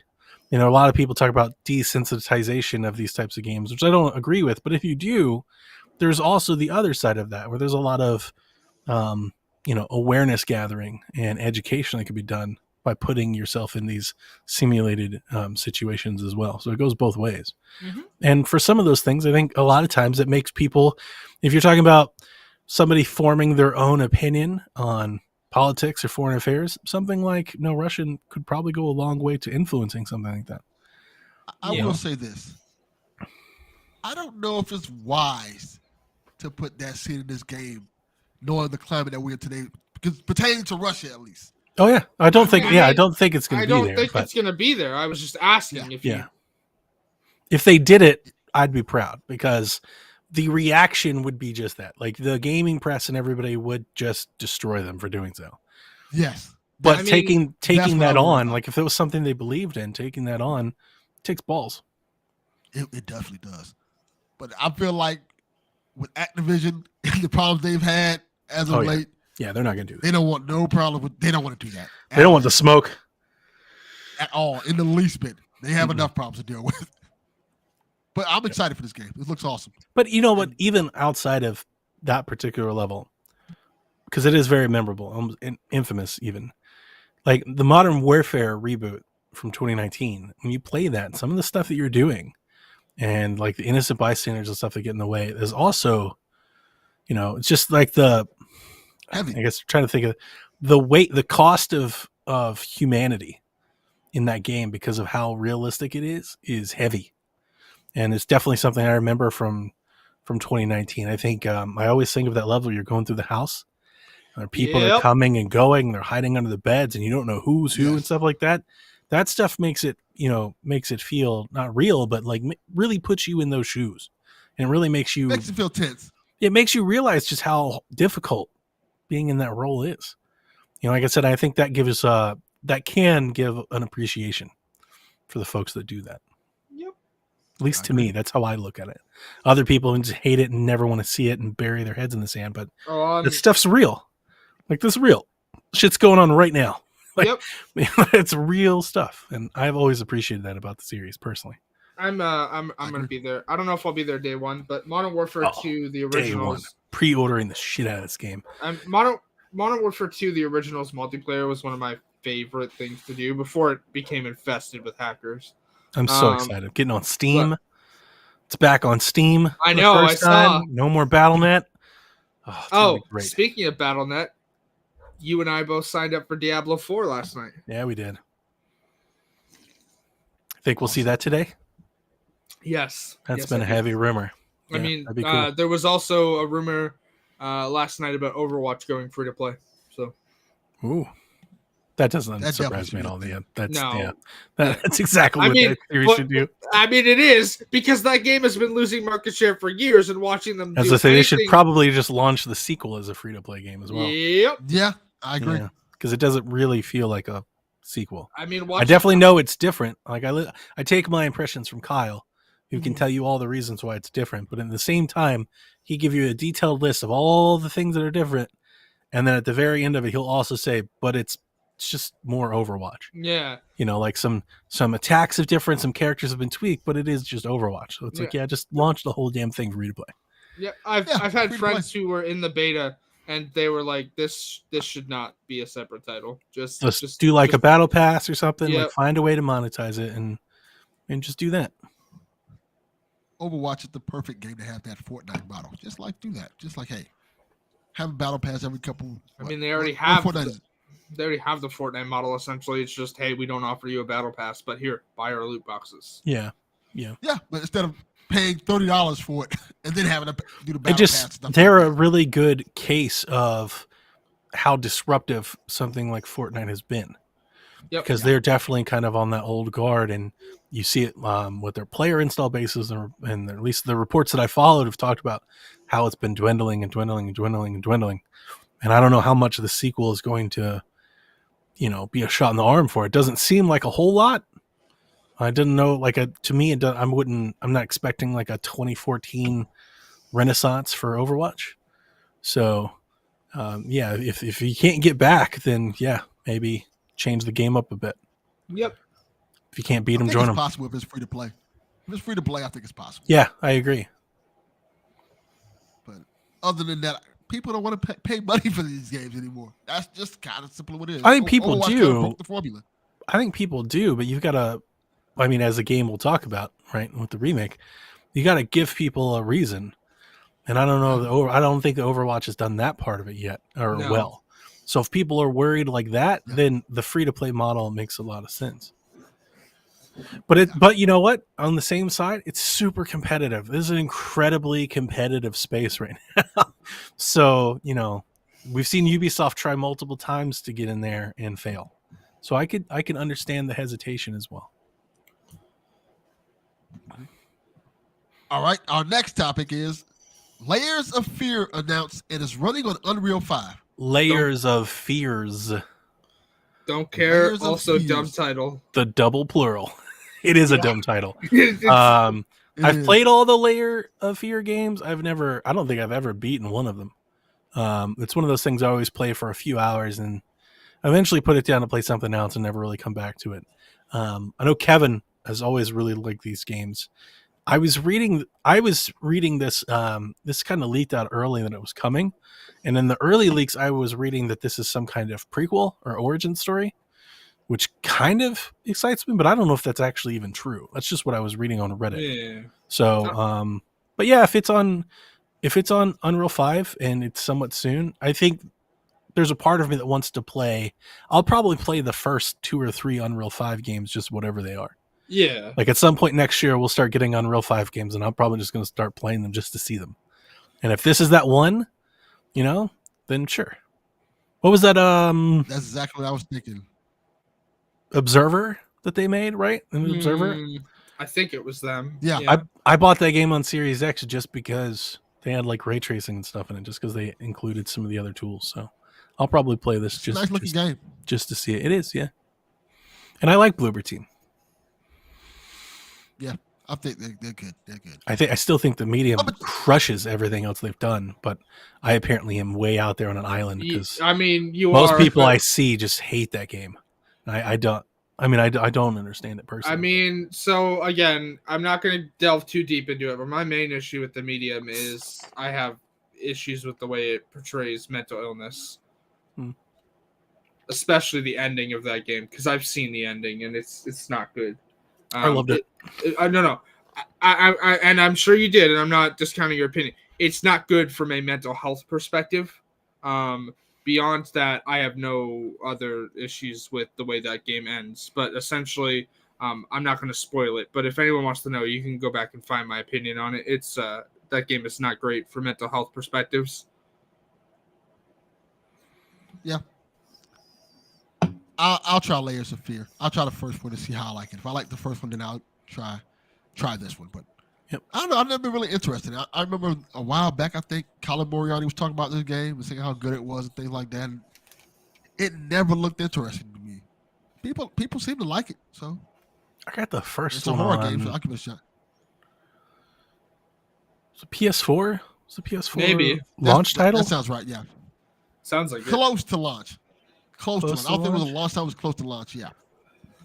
Yeah, I think it was the first one I played. But I remember him being very high on this game. Like, oh, okay, that's nice. And I think he might I'm even have a not. sponsor. I've never been super. A lot of these games, we've seen a lot of games like this, and a lot of these games where you don't have a whole lot of agency, like in combat and stuff, and you just kind of like go through and solve puzzles and like maybe hide or something like that. And like, I just get kind of bored. Like I love the horror aspect and I want to be scared and all that jump scares and stuff, but it's like I don't know if it's just not like the horror. Like I feel like some of them just forgot that they're also making a game. Yeah. You know, it's like an experience that they walk you through, and it's like, but I want to have a say. I want to have a role in what's going on. But it's my main issue with Outlast. Yeah, Outlast is another one. It's like the story is cool, but like I don't like if I want to play a walking simulator horror game, I'll go play Until Dawn or we got a lot of these games. Like Last Generation, we got. And I feel like 2 or 3, 4 of these games are coming out every year. But see, even with like Until Dawn or like any of the Dark Picture stuff, they at least allow you times where you can fight back. Outlast is like, nah, fuck you. I forgot about Outlast. Yeah. Outlast is a good example. Probably a better example. I never liked that aspect of it. Like, you just have to run and hide. Like, you collect batteries and stuff in that game. And like Layers of Fear is very puzzle, and I like the puzzle elements a lot. I just want a little more. You know, like it might be, and honestly, I'm hearing myself talk about it. It might just be unfair. It's an indie game, and it's not what I want.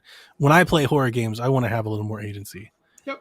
It's what I grew up on. It's the horror games that I was conditioned to feel that way. So when I feel so heavily and like restricted, I feel like the Alien game. There's a really good example of why I was never like super into that, like that just hide all the time thing. It's like I feel bored. personally. But even the alien game, you can fight back. So that's even Yeah. like, Eventually. even Yeah. that game you had eventually you can fight back. Yeah. Those games like Outlast, now you're not doing that. Those games kind of just don't have it. So I'm like, oh, I don't want to do this. Yeah. I want to just hide for 4 hours. No, Yeah. I'm good. All right, the next game on our list, Humankind. Have either of you heard of this game?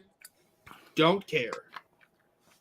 No. It's coming to Game Pass. It's coming out November 4th. This game apparently I want to say it was announced 10 years ago. It was. And it's also just essentially a Civilization clone. Yeah, Huh. a turn-based strategy game. Looks interesting. Good for them. Yeah. And it's on Game Pass day one, so I think that's cool. I mean, I'll try it. I'll give it a shot. It's the Wait, same. was this in the Wholesome Direct?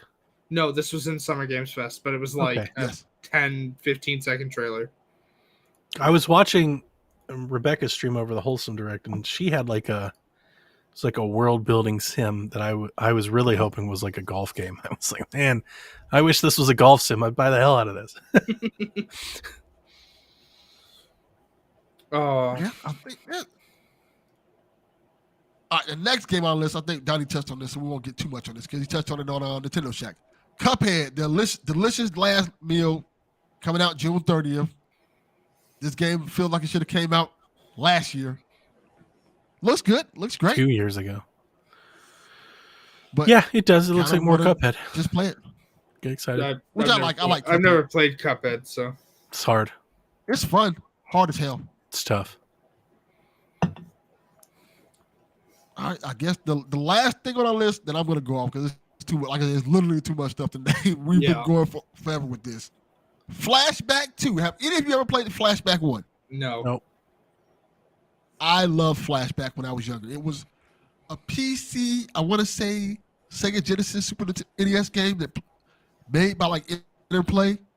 The people who made like Out of This World, if you remember that, Another World. If you're It gonna kinda plays talk, like those type of games. hold on. You're talking about Interplay, and you're gonna go with those and not the original Fallouts. Foul play, No, sir. I went Foul with that play. because Out of This World plays like this game, like to the T. So if you and Out of This World was released on PS4 again as a remake,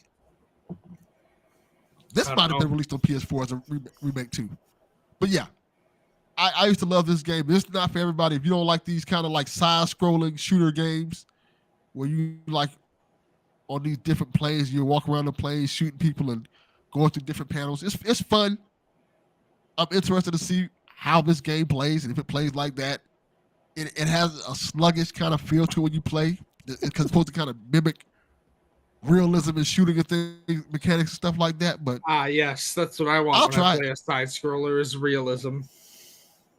yeah, it was a fun game. I remember it being, but I don't think if you play it now, the original probably won't hold up. So I'm interested to see how they do this one.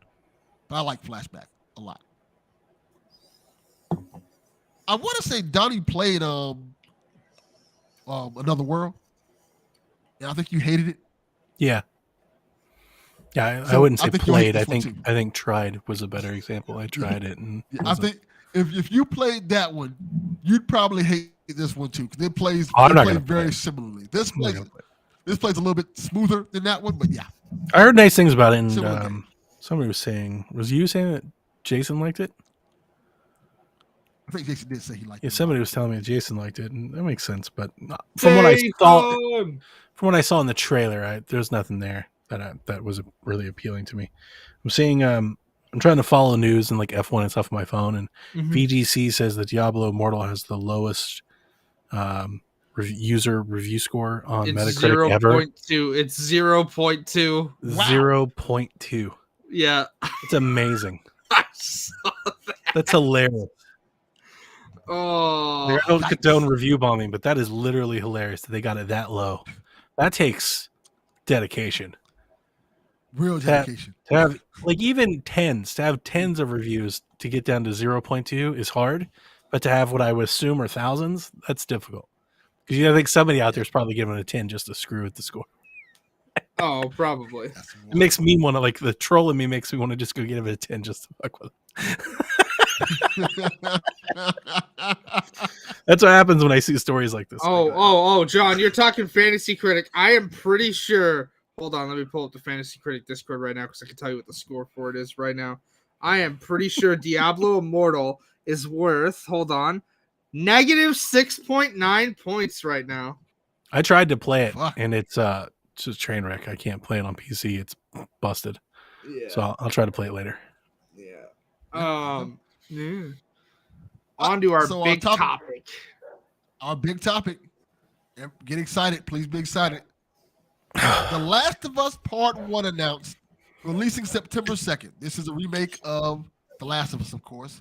$69.99 price point, $99 for the Firefly edition, which is already sold out. Yep. And this is one of the tweets I got when we asked question for questions about this. And it's from Race to Canis. He says, a remake from, he says, $70 for a 10-year-old game.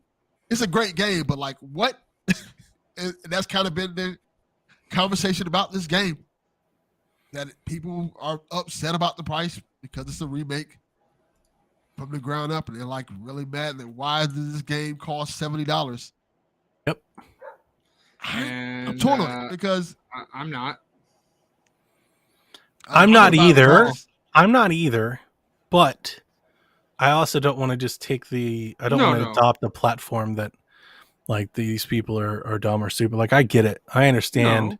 I understand their points. And if you pull like any similar type remake, barring like maybe like a Nintendo port or something, like there's definitely a case here that they're barring, they're jumping the trend, or at least the standard like norm. But I don't care. I'm gonna buy it anyway. I also think this is just Sony being Sony. Like they're kind of just putting their foot down. They value their IP this way. For all the things people are saying about, the game being made, let's say 10 years ago and being over and it's available and stuff like that. And like you can see a lot of same things about Skyward Sword. Yep. Nintendo sold that damn thing for full price. And that was literally just a port with like a filter ran over it. Yep. And also changing the touch controls to work with Switch. So yeah. Mm-hmm. Yeah, I think the whole argument about this, while I understand it, it's a remake from the ground up. It is. I do understand it, but I also think of things like was the Mass Effect Legendary Collection? Yep. Things like that have muddied the water, and not in a bad way. There's 3 games. Like you got a whole damn collection of games that have been touched up and remastered or and all that and released for the same price. Yes, and so that's Go ahead, Delvin. If you want to play it that route, to be technical, this is technically 2 games. Yeah, because it's The Last of Us and it's Left game Behind, and DLC. So because there's the other. I've also seen people like it doesn't even have factions, which is interesting because if factions was releasing, we can talk about factions in a minute, but let's just say that this was included with the long rumored factions that was supposed to be in TLU 2. That I think maybe people would be thinking differently, but I've seen a lot of people that are like, it doesn't even have factions. Like the original at least also had factions. I think factions is going to cost money. Oh no, it is. It is. We know that now. We know that now. Yeah. But before we knew that, a lot of people thought that this would come out with factions, and the fact that it doesn't even come with factions, I think, has rubbed people a little raw as well. But I mean, the pushback that I have been sharing in Discord and stuff is I just don't understand what people expected. See, a lot of people are like, for $70, it's like, what did you expect? Did you think it was going to be $50 or $40? Like, what evidence do you have to suggest that was going to be the case? they thought it was going to be similar to the, I think it was, what is it? It's not called a Naughty Dog collection. What is it called? The Uncharted collection? Yeah, I think that was 60, right? Or 50? It was full price if you didn't own. It was 60. No, it's full price if you didn't own either of the games. And this also is full next gen only. Right? Yeah. Like, do people expect like an upgrade fee or something? Like, I just don't. There's not a whole lot of precedence for PlayStation to so severely discount a brand new launch game. Nor would they.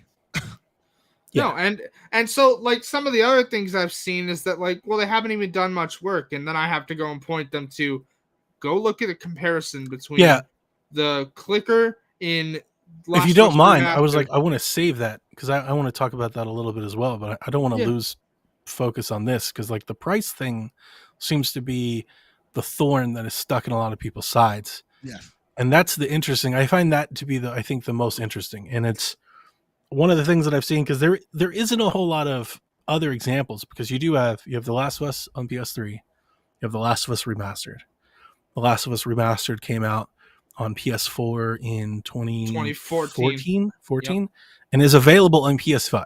You can buy Yep. it and play it now. And you can usually get that game for like less than $10. $10.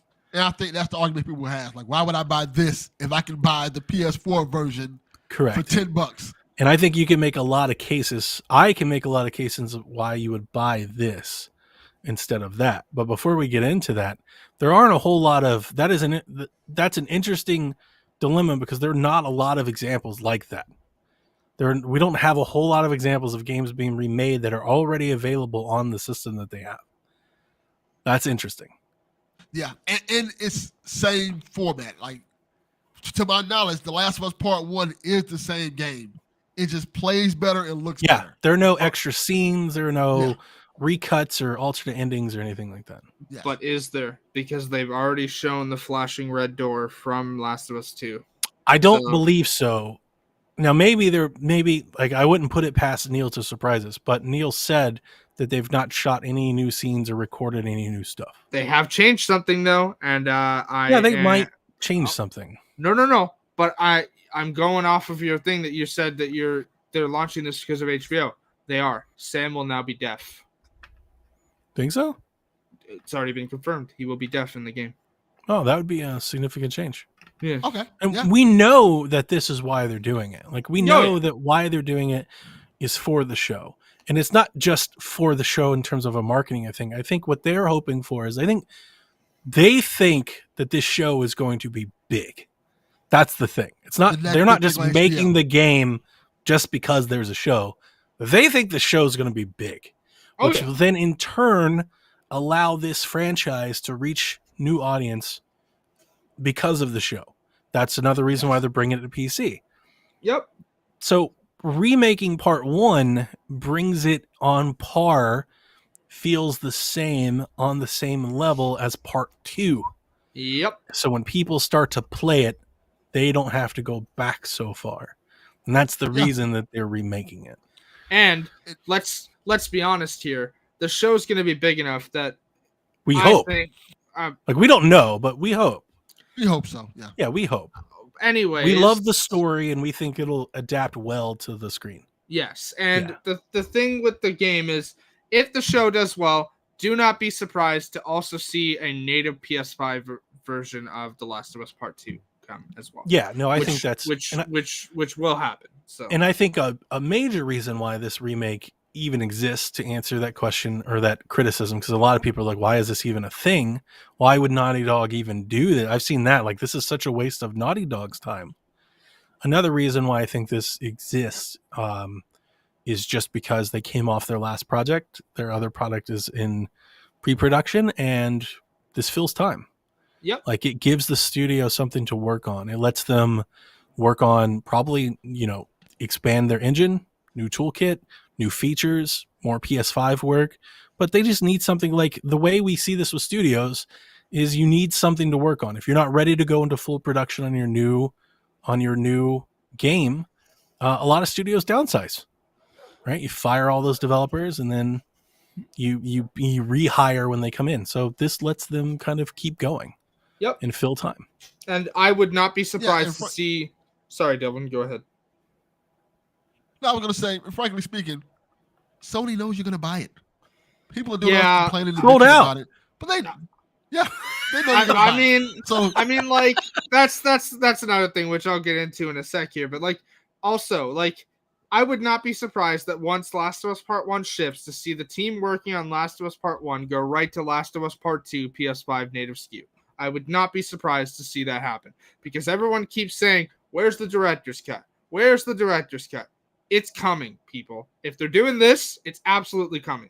And trust me, they already hinted at that when they put the 60 FPS patch for PS5 in The Last of Us Part 2. They already hinted at And it. they'll buy that too. And I will buy They'll that buy too. that too. So it's not like I know people are mad about the price, but if you're gonna buy it, That one you're I gonna buy think it, might and they know be you're gonna buy it. that one might be an upgrade fee. Yeah, I mean that one I wouldn't be surprised to see a $10 upgrade fee. But like with the comments about why $70? Because A, it's built from the ground up, but B, you're saying but it's already available PS4. Sure it is. But go look at the difference between now let's talk about that. Yeah, go look at the difference between the PS4 version when Joel gets swarmed by that first clicker in the building in downtown when they're on their way to the I don't know, I forget the building in Boston on their way there. No, I forget what it's called. It's like It doesn't matter. Yeah. But anyways, when they're on their way to drop Ellie off at the meetup point with the Firefly in Boston, go look at the scene where Joel gets jumped by the clicker on the PS4 version, and then look at the screenshot they've released for the same clicker jumping Joel in the PS5 version. There's your reason why it's $70, because this is built from the ground up. They've already talked about major gameplay improvements and making this game closer to the vision they had for Last of Us Part 1. They've talked about combat encounters being redone, which means I would not be surprised to come across combat encounters where not only do you have infected, you have humans, like they wanted originally for Last of Us 1, but could not get to work until Left Behind. So I would not be surprised to see those in the main campaign now. We talked about adding haptics to the game, talked about 3D audio. Like, they've added a bunch of stuff here. They've done a bunch of work. Like, this game is not just a touch-up of The Last of Us Remastered. They have put in the work. It is $70. Yeah. And again, you're gonna buy it anyways. The special edition already sold out. Yeah, and that's my thing. I think people are complaining, but they know they're gonna buy it. And Sony knows you're going to buy it, and they know you're going to buy it at this price. And that's the whole point. This is why they're doing it, because they know no matter how much you complain, you're still going to buy this, and they're still going to sell a boatload of copies, because that's how we are. Yeah, and before I stray too far from this, I also just want to say, you guys realize this doesn't stop Sony from doing any other games, right? Like, I keep seeing people say, well, why did they do this? Why didn't they do so-and-so from other studio? And I've seen other people parrot this as well, but, like, this is Naughty Dog. Naughty Dog working on a remake of their own game does not stop Sucker Punch from working on a remake of their own game. If they want to do that, they can. Doesn't stop any other studios from doing it. Oh, frankly speaking, we can't have everything. We wanted this game. People have been asking for this to be remade, and now when they get it, they're like, "Oh, it's too much." No, fuck off. Like, I understand it's expensive, but it's the price you pay for Sony. Sony has been telling us since day one, you're paying for our quality. Our games are $70 because we know you're going to pay for it, and we're going to give you quality. Now, as long as this game delivers on the quality part, which I'm quite sure it will, there's nothing to complain about. This is, this is a luxury cost. This is a luxury price. Luxury tax, the best way to say it. Like, they did a whole bunch of stuff to make it look better and to make it playable on PS5. That's going to reach a whole new audience. I'm quite sure there's going to be people who are going to watch the show and be like, this show is really good. I wonder if this what game franchise this is. They'll have a lot they go to the store, see the little box. They'll have a ton of cross marketing. Every time you boot up that show on HBO or something, they'll serve you an ad for the game. Yeah. And people will go buy the game. They'll probably give it a discount. Just off of that. Yeah, they'll probably offer some sort of promotion, some sort of cross thing. Sorry, I had a work call, so that's why my head was down. I'm very excited for this. Obviously, it's a big reason why I bought my PS. It is the reason I bought my PS5. But for those folks that are upset that don't think it's necessary, I've heard that a lot. They're like, it's just not necessary. It's not as big an upgrade, I guess, as they had hoped. There are a lot of comparisons out there. You can definitely pull them up where they showcase the difference. I've got a lot of things I want to say, but visually, obviously, every time you do a remake or something, I think because people can't play the game right now, they can only focus on what they can see. Yep. And I think the hurdle for a lot of people is that The Last of Us Remake is still a very playable game. Looks great, plays great. It's fine.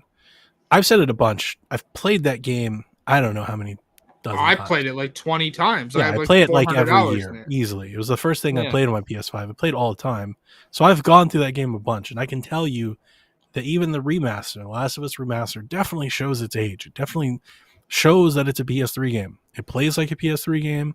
Um, the style, I can understand, and I expect that even after this game comes out, I expect a lot of people to make a claim that they prefer the original style to the new style. I think that's going to happen because it's the same thing that happened in The Last of Us 2. The Last of Us 2 doesn't look anything like The Last of Us 1 if you really compare No. them. People have it I think people have it in their head what they think The Last of Us 1 looks like. The Last of Us 1 is almost cartoony compared to what The Last of Us 2 looks like. Everything is like really saturated, very colorful. Even the characters have like bold, like outlines. The original character model for Ellie, especially like out of cutscene when it's not mocap, almost looks like kind of like an anime girl. Like she's very skinny and stuff. Like it doesn't look like a real person. Whereas you start to see the early cutscenes or the early clips for the remake, and all of a sudden now it looks way more realistic. Which I think, like, again, I expect some people to be like, I prefer the original stylized look versus the realism. This is something we have with Nintendo all the time. There are a lot of people that just prefer that original look.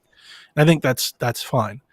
I am very excited to see what these new character models will be able to do with expression, with the dialogue that the old character models can't. I think the dialogue might hit a little bit differently with these new character models and their looks because it's going to look more realistic. I'm also extremely excited to just walk around in the world with everything that they can throw to it, like the world building and the settings and the set pieces that they've already shown.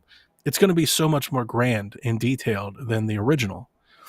Just the amount of assets, the amount of like we even see it in a less but still a really good example, the Legacy of Thieves collection. Like that is really, really good looking compared to even Uncharted 4, which is excellent. Like it still was excellent, but when you play this collection, the touched up version, everything is so much more full, so much more lush. It adds to that immersion of like just being in that world and kind of staying there. And I expect The Last of Us to do that. And then the thing that I keep harping on that I'm not seeing as many people, which kind of bums me out a bit, just a little bit, that everybody is rushing to, oh, I like the way this looked before. Oh, it doesn't look good enough. It's like, guys, but it's going to play better.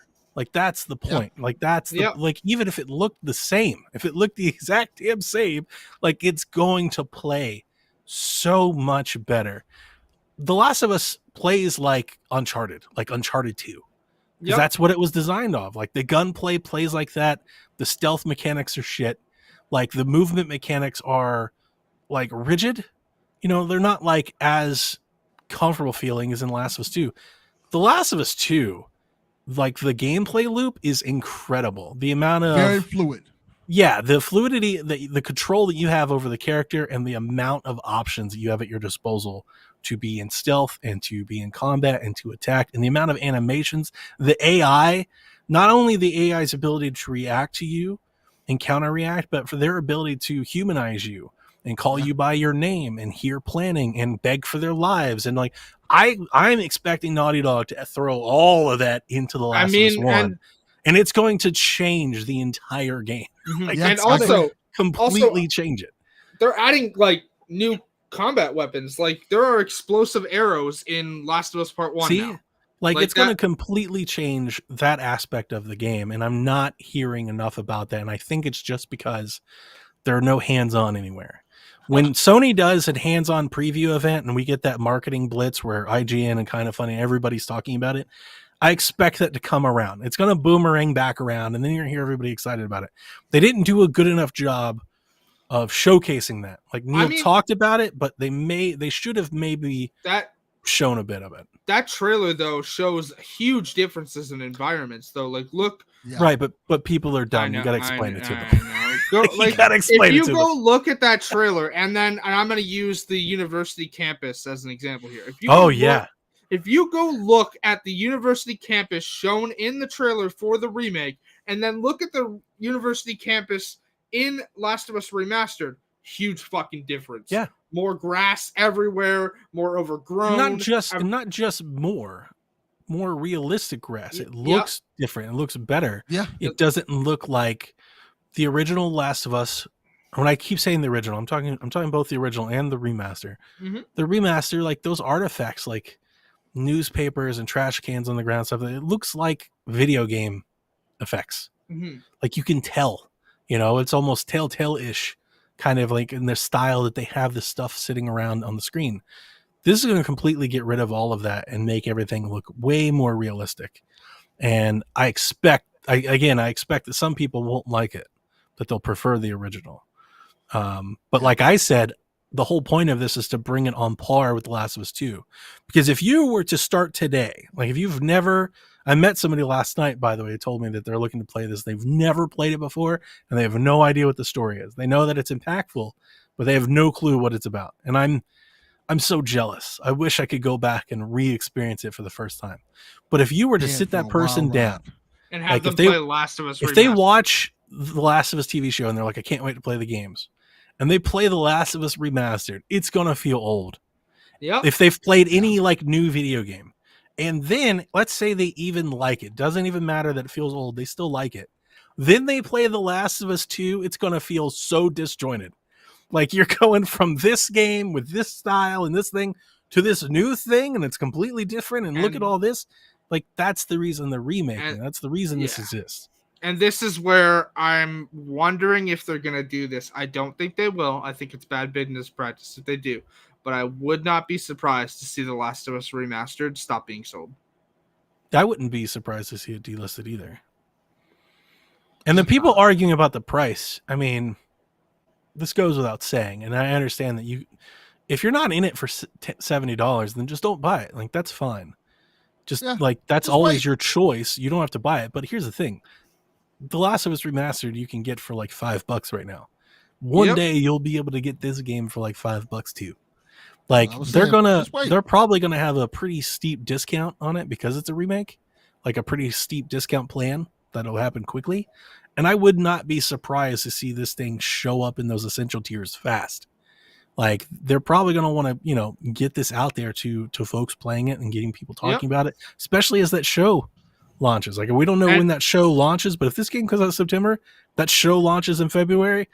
Right before that show launches, I would expect this thing to show up in PlayStation Plus, and it's going to go on discount. It's going to go on sales. There'll be double packs.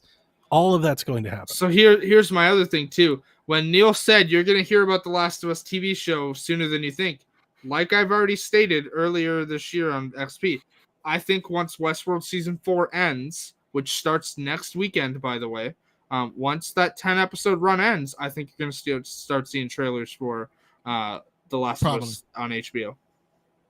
That makes sense. And like Donnie said, I think 6 months from now, I can see this game being 6 months from September when it comes. I can see this game being $39.99, $20, $20, something like that, because they've gotten their money out of it, and people are excited for the TV show, and they just go out there and buy it. So yeah, I expect the PC version will show up before the TV launches. TV show launches. I mean, Uncharted launches 20th. And I've talked about this all year long since this rumor has come out, but I'll just say it one last time. This is the reason why I always expected it would show up to PC. I never thought that you'd remake this game just for PS5 only. It doesn't make any sense to me at all. Like the whole point of remaking a game like this is to reach a new audience. And so I was very excited to see that it's coming to PC. I was going to wait for PC, but then they got me with the Firefly edition. So I'm happy that I jumped. But how are you guys feeling about the game coming to PC? Because a lot of PlayStation fans are mad about that too. More people that can play the game. No, I don't give a fuck. more people that can play the game, the more excited I am. Unlike those, it's going to keep happening. I know. They've got to get on board with this eventually. It's like, guys, this is where your company is now. Did you see the tweet after Spider-Man was announced for PC? Graphics too strong. Yes, that tweet was good. But I'm talking the tweet of a motherfucker taking a saw blade to his Spider-Man PS4. He literally took. Fuck off. Yeah, Dev shared that. I did see it. I didn't look into it at all, but that doesn't surprise me. Like, Why do you care if more people can play the game? If suddenly and I know this They isn't do going to care. happen. They do care. I know, but here's my thing. If this afternoon Xbox goes, hey, we've reached a deal with Sony to put The Last of Us on Xbox, I wouldn't care. More people can play the game. People will That's lose their mind. perfect. Yeah, people yes, would I lose know their people mind. would lose Boycott their the mind. streets But like, guess what? and vote out the president of PlayStation. Guess- They figure out a way to go vote them out. Guess what, though? Guess what? More people being able to play your favorite games is not a disservice to you. Your favorite game still exists on your platform. Now, more people can go play the fucking game. Yeah, no, I'm That's with you, it. Haley. I I think think we all are. We've come to this conclusion, I think, a while ago, but it still shocks me because it's not so much that people find value in playing their favorite thing on their console of choice. It's they find an extra value in not letting others play it. Which is so And that's dumb. that's the console war. Yeah, it's like you have to join me in my flag to do this, and that's where the exclusive things go. And I understand exclusives are important. They're system do. sellers, they're tent poles, but especially but PC, I feel like doesn't count. No. You know, like everybody puts their games on PC at this point. It's the biggest platform out there. You can reach the most people, and you're not supporting your competitor. Like putting your game on PC isn't putting it on Xbox or Nintendo. You know, that's their competitor. The PC space doesn't compete with the console space. They're different. Putting your games on PC, we've learned this with Xbox. I feel like this has already been proven. So I feel very confident saying this, but this is still just my opinion. So maybe I'm wrong, but putting your game on PC doesn't mean people won't buy your console. It's not a zero-sum game like that. There isn't 300 million console and PC players. There's like 500 million PC players and there's like 300 million console players. Yep. And those console players, like maybe somebody out there is like me and they go to PC like I have, but there's very, very few of those people. Yeah. Some people just don't want to deal with PCs ever. It's never going to happen. Like you could give them the game on PC and they're never going to play it. They just don't want Exactly. to. That's me. Yeah, they just don't want to. And too. just likewise, there's people out there, you could give them everything in the world on a console and they won't play it. They want it on PC. Yep. Like those people are just set in their ways. And like putting your game over there is not stopping your like you'd think if that were true, Xbox would sell no consoles. We know that's not true. They've already sold like 15 million consoles. Like they're on a very strong pace. I mean, they're doing very well. I'd even go further, Donnie. I would even go further. And again, I know this is not like every time I mention this, I have to be clear to people. I know this is not how business works. I know this is not likely to ever happen. But I would go even further and say putting your exclusives on the other company's console would not deter people from buying your console because people go where their friends go. So that one I could see being a little bit different because there's a lot of services and stuff baked into it. Yeah. But again, I would go that far because I know a bunch of people who were adamant PlayStation fans who went to Xbox as soon as Game Pass came out because all their friends went over there. They sold their PlayStation, got an Xbox. They've been a happy Xbox gamer ever since. That like people tend to flock where their friends go. True. Others don't. But I would even go further that like it's a mutually beneficial idea eventually, and I still don't think this will ever happen, but you know, putting your exclusives on another platform's system is not the worst thing in the world. In fact, you would make more money. But again, I know how business works. This has been my point since when these consoles are first launched and Jim Ryan's first started talking. I've been saying this I feel very happy with this victory lap, if you guys can't tell. I've been saying this shit for 3 years. And when I first started saying it, everybody was like ridiculing me, mocking me, think I was like making it up or something. I've been saying this forever. Everybody's like, you know, Xbox is dead. They're doing this on PC. It'll never exist. PlayStation exclusives matter. And I'm like, you guys are all you're all going to come to the grips with the fact that you're wrong one day. Because PlayStation is going to do the exact same thing. Yep. They're going to do cross-gen. They're going to put stuff on PC. Like this is the way the industry is going. Right? Yep. It was always that. It was never like a console favoritism thing for me. It's like, just read the room. It was just me looking at the market. And it's like, this is the way that you appease shareholders. Like, this is going to happen. Yep. Everybody will be doing this. Xbox just jumped first. They were just early. And I said that back when these consoles, like before these consoles launched, and we were all arguing between, the different points of each one. I kept saying it. I was like, PlayStation's going to do it too. And everybody was like, no, they're not. I'll never forget, like, Kevin and Kyle, like, they're never going to do that. Like, yeah, they are. Watch. And they did. And it's like one after the other. They've done everything that Xbox has done. They've done their own Game Pass competitor. They've done cross-gen.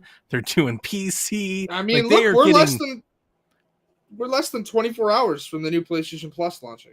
They're getting super close to day and date too, because it feels like every time one of these things falls down, the narrative changes to something more acute, right? Yep. It's like, well, they'll put it on PC, but only like 5 years later, only like 3 years later, only like a year later, only like 3 months. Like, dude, they're getting closer. Like, they're investing into this. And as I said, when this came out, and we were all, because I think we all just community, like on our Discord, we all just kind of laugh at these like knee-jerk fanboy comments that are made. Graphics I was like, good. Graphics. Yeah, I was like, wait until they do the PC launcher. That's gonna blow people's minds. It's gonna crush them so hard. They're gonna feel so let down and betrayed. And betrayed is the word, because that's the way it comes off. When you read some of this stuff, it looks like they feel betrayed. Like their girlfriend broke up with them or something. Have to downgrade. Graphics too good. Too fast. But yeah, like when they do the PC launcher, that's when they'll do day and date. Like day and date's coming. Yeah. It's coming when they can afford not to give Valve 30%. That's when it's coming. Right? When they can just keep all the money, then they'll do day and date, because they won't look at it as any different. Whether you're playing on PC or with their console, you're still a day one PlayStation customer. Yep. Also, one more thing about The Last of Us and that before we move on to our questions, because I do want to answer some. I do have to say, and I know that I'm the odd one out here. I'm the only one who really cares about trophies and whatnot. But like, I've seen others parrot it that this is a way for Naughty Dog to fix the trophy list for Last of Us Part 1, which I'll be honest was a fucking atrocious list. So they have a chance to fix that. What was wrong with it?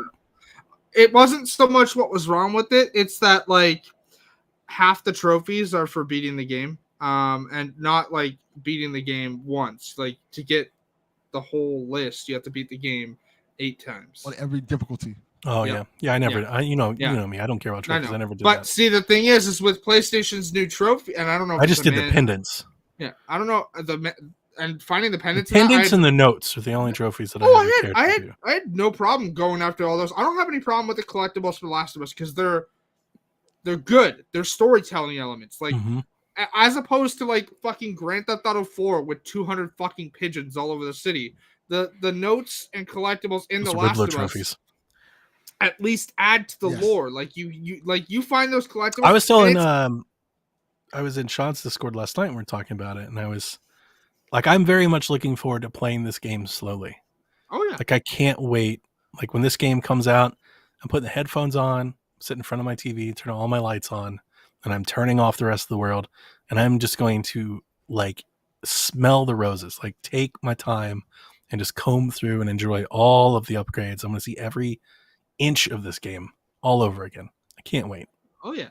But like I'm very excited that, like, because like with Last of Us 2, for example, there was no trophy for difficulty levels. There was just a trophy for beating the game, and the rest of the trophy list was like collectibles and optional objectives. Like, and no spoilers for anything, but there's a trophy for beating Owen in the bow contest with Abby. There's a trophy for finding like an Easter egg or something like that. Like there's trophies for that, for finding like the 3 Easter eggs, things like that. But they never had those in The Last of Us Part 1 because they didn't want the trophies to interfere with the experience. But now that people have experienced it, I would be expecting a list similar to Last of Us Part. Maybe I can platinum it. Yeah. Probably not. I'm never going to play this game on like that Survivor or whatever. Oh, you don't have to if they do the trophy list like Part 2. I don't expect a 1-for-1 make of the list from Part 1. Every time I tell people how many times I've played it, everybody always asks me that. Did you play it on such and such? And it's like, that sounds miserable. No, I don't want to do that. Hi, I've done it twice. it's a You pain know in that. the ass. It sounds like it would Espe- actively lessen my enjoyment of the game. I It's mean, like, yeah, I'm so not going to do that. let me tell you, I love The Last of Us, like remastered, and like Last of Us the original. Like I love that. On Survivor, that fucking hotel basement is a fucking nightmare. Like the hotel Yeah, I'm not doing basement that. I could see that. in Philly is a fucking nightmare because there's not one but two bloaters. Yeah, exactly. Yeah. That's one of the more memorable moments. And the clicker AI is going to be way better. Oh yeah. And that's going to make some of these scenes just so good. I'm very excited for you. You guys can't tell. Like I'm fucking stoked. And like the fact that people are, man, I can't believe that people are taking that. I was listening to a podcast last night, actually, as I was trying to go to bed.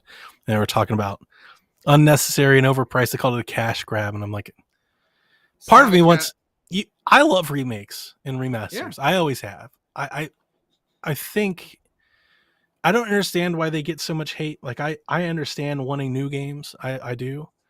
But there's a certain set of games that are like almost universally great. Like everybody at least says and agrees that these are great games, right? Oh yeah. I don't understand. Excuse me. I saw someone call the Dead Space remake a cash grab, and I'm over here like, huh? I don't understand what the biggest issue is with like keeping these great games current. I think everybody has a game. Man. Everybody has a game that they love that they wish was remade. Infamous. Give me my Infamous 1 and 2. But when we get remakes, then we collectively, there's a group of people that whine about just even having something remade. And it's like, I love keeping games current. Yep. The great games. And I love remakes and remasters because I think it's such an easy pitch to the customer. The customer knows exactly what they're getting. Right? They don't have to worry like, do I like it or not? Do I need review scores? Like, you know, if you are in on the Last of Us remake or not. Yes, I do. You know, like, you know, if you would be interested into an Infamous remake or a Call of Duty remaster or Massive. Like, I didn't get the Legendary Edition. I'm not into Mass Effect. I still love that it happened. I was happy for Mass Effect fans. You know, like, love Legendary. It's just like one of the easiest pitches that you can have as a consumer. And I feel like that always gets lost. You know, like you get a brand new game and there are a lot of people like, well, I don't know if it's worth 70. And it just goes to show that, I guess, with so many people, we hear opinions from so many people these days. You'll never just appease everybody, right? No.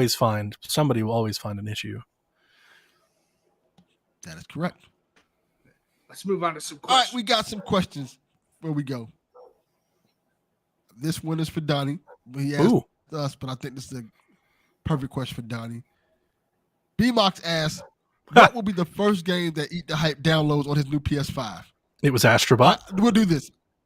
I didn't want you to say it. I was going to ask Helen to guess what she thought it was going to be. Well, you can guess my second or third ones. I already knew because, I saw him online. I knew what he was playing. You are a PS5 creeper, Haley. You were just sitting on there watching everybody download games. It was Astrobot and Sackboy. Yep. And then I have an old 4 terabyte hard drive, and I pulled that out last night, and I downloaded Little Big Planet 3 and The Last of Us Remastered and the Uncharted collection and Infamous and First Light was one of my first ones I downloaded. Yep. And Haley, I only knew Donnie like I wasn't seeing it on the console. Saw it on this because I was messaging your son while I was working. Haley is the reason why I can't play any creepy games on my PS5. Haley immediately should call you out. Why do you download? Yeah, can't play any weeb games. Yeah. To be fair, your son called you out before I did about Vampire the Masquerade. Oh, I like that. Well, I know you did. I won't say I like it. I'm excited to replay Astrobot. I never finished it, and it's something that I wanted to because I thought Astrobot was amazing. It's an easily attainable platinum if you want to go for it. Yeah, I'm not going to do that, but I definitely want to go through and complete all the things because that game was great. I agree. Yeah. Our next question, I think we answered this already. Crystal Storm asked, "How psyched are we all for the Aliens Dark Descent?" We've already said that. Yeah, not psyched. Mid intrigued because we don't know. Intrigued, but mid on it so far. All right. Tim Paulin asked, did anyone else find the Rock segment cheesy and out of place? cheesy. Also put a shirt on there. Segment sucked. Absolutely. Segment was Also, lame. also, like, Yeah. he looked like he was caked in baby oil. Like, what? Well, that's just wrestlers. Like that didn't That's The Rock. surprise me at all. Yeah. I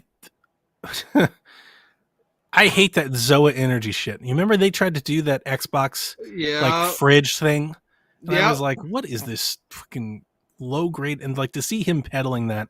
Now I will say this in He defense owns of it. He's not peddling it. He owns it. It's In his def- company. and it sucks. And in defense of Keeley, I said this on our stream and I want to say it again.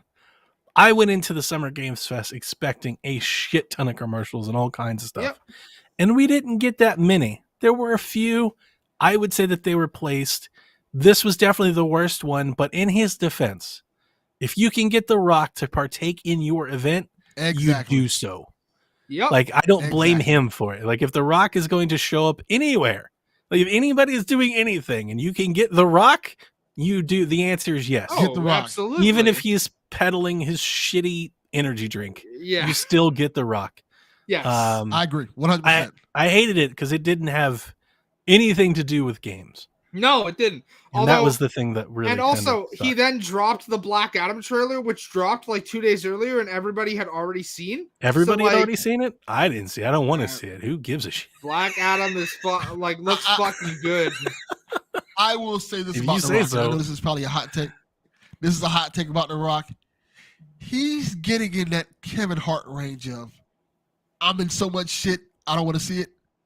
Because every time you look, The Rock's in a new movie. The Rock's in a new movie. It's getting to that point where I mean, he is the number one star I in mean, Hollywood. guy. Jumanji 3 coming soon, baby. it's getting a little oversaturated for me. Yeah. Like, I don't need to see. I don't. It's like I don't need think to I see all these watched. Rock movies. I don't think I watch a lot of his movies, but I understand what you're saying. Right. Anytime a song gets played too much, eventually you tire of hearing that song. Yeah. My only thing I is, think it's starting to get to that point. are his movies good though? I mean, Jumanji. 'Cause If They're he's good action if he's flicks. pulling good performances, then I mean, it's good. he's But fantastic. if it feels like he's phoning it in or typecasted, and it's just The Rock in a movie, then that's where it gets. I mean, so like the It's- thing with it's- that is that, like, for example, his Netflix movies that I think he's done 2 of the Netflix movies now. That's just The Rock. and I never in a- watched in that a one. Wasn't that one like the biggest movie of the year or whatever? I never Red even watched Notice or whatever. Like, it came Completely out in forgot about February. I don't know. That one's just The Rock in a movie. But like in Jumanji, he's an actual character and he's fucking fantastic. Like he's fantastic in Jumanji. The Rock is a Welcome to good the Jungle. actor. Like I don't think Yeah, he's the best he is. actor, but he is a good actor. He's good. So when he's good in the doing sequel. good Yeah. performances, then I don't think it is a big deal. But And he It This- does not. reminds me of Schwarzenegger this was in terrible. his prime. I mean, like- the Black Adam trailer did not look like The Rock in a movie. He And couldn't be bothered to do something when he wasn't working at. Like it literally looks like Jeff bought a Rock cameo. kind Like The of. Rock just Yeah, flipped he out did. his phone wherever he was and recorded 30 seconds and sent it to him. It's like that's not good. Like it would have been nice Yeah. to have seen him actually, like if he had like, I don't know, the foundation behind him or something and made it look like video games, if he was dressed, if it looked like he was taking it seriously at all, would have been a lot better. It's like the old Joel McHale thing from when they used to do the video game awards on Spike TV. Where Joel McHale, you could tell Joel McHale did not fucking care and did not want to be there. Yeah. But this is the crazy thing. The Rock he likes video games. Oh, he He's loves making a video Doom games. movie. Yeah. He's filming a video game movie, if I'm correct. Is it a Call of Duty I think movie? he's working on. I think it's Call of Duty. Yeah, he's working on. He's in Fortnite's game. Yep. He's in like a whole bunch of video game stuff. So Yeah. it would make sense for him to have like some video game tie-in or something like that with The Rock, but they just didn't do it. Like, oh, here's The Rock. He has his camera phone out. He's talking to us. Like, Okay, yeah, wow, he that's stopped. cool. He took a minute between sets Yeah. to film this for you, Jeff. It's just I will give His- him credit. I would. his apparent lack of importance just screamed through the screen, which makes the audience Yeah. feel less important. It's like, well, he doesn't even care enough to put on a shirt for us, so who gives a shit? Yeah. Why should we I give will a give shit about Keely- what he's saying if he doesn't give a shit enough to even talk to us? I will give Keely credit in terms of WWE can't even get The I can do shit for them now. They've been trying to get him on their TV for a minute, and he won't even be like, fuck that. I'm not doing that. I don't know if you remember they had the whole egg thing. I mean, eventually. It's the thing though with WWE doesn't like anyone who appears on WWE can't appear on anything else. Like it's a likeness thing, and The Rock's just like fuck you, I'm not doing that. What? That's not true. No, it's Xavier Woods. He can appear on Xavier Woods. That's different. That's not the same. Yeah, The Rock is The Rock.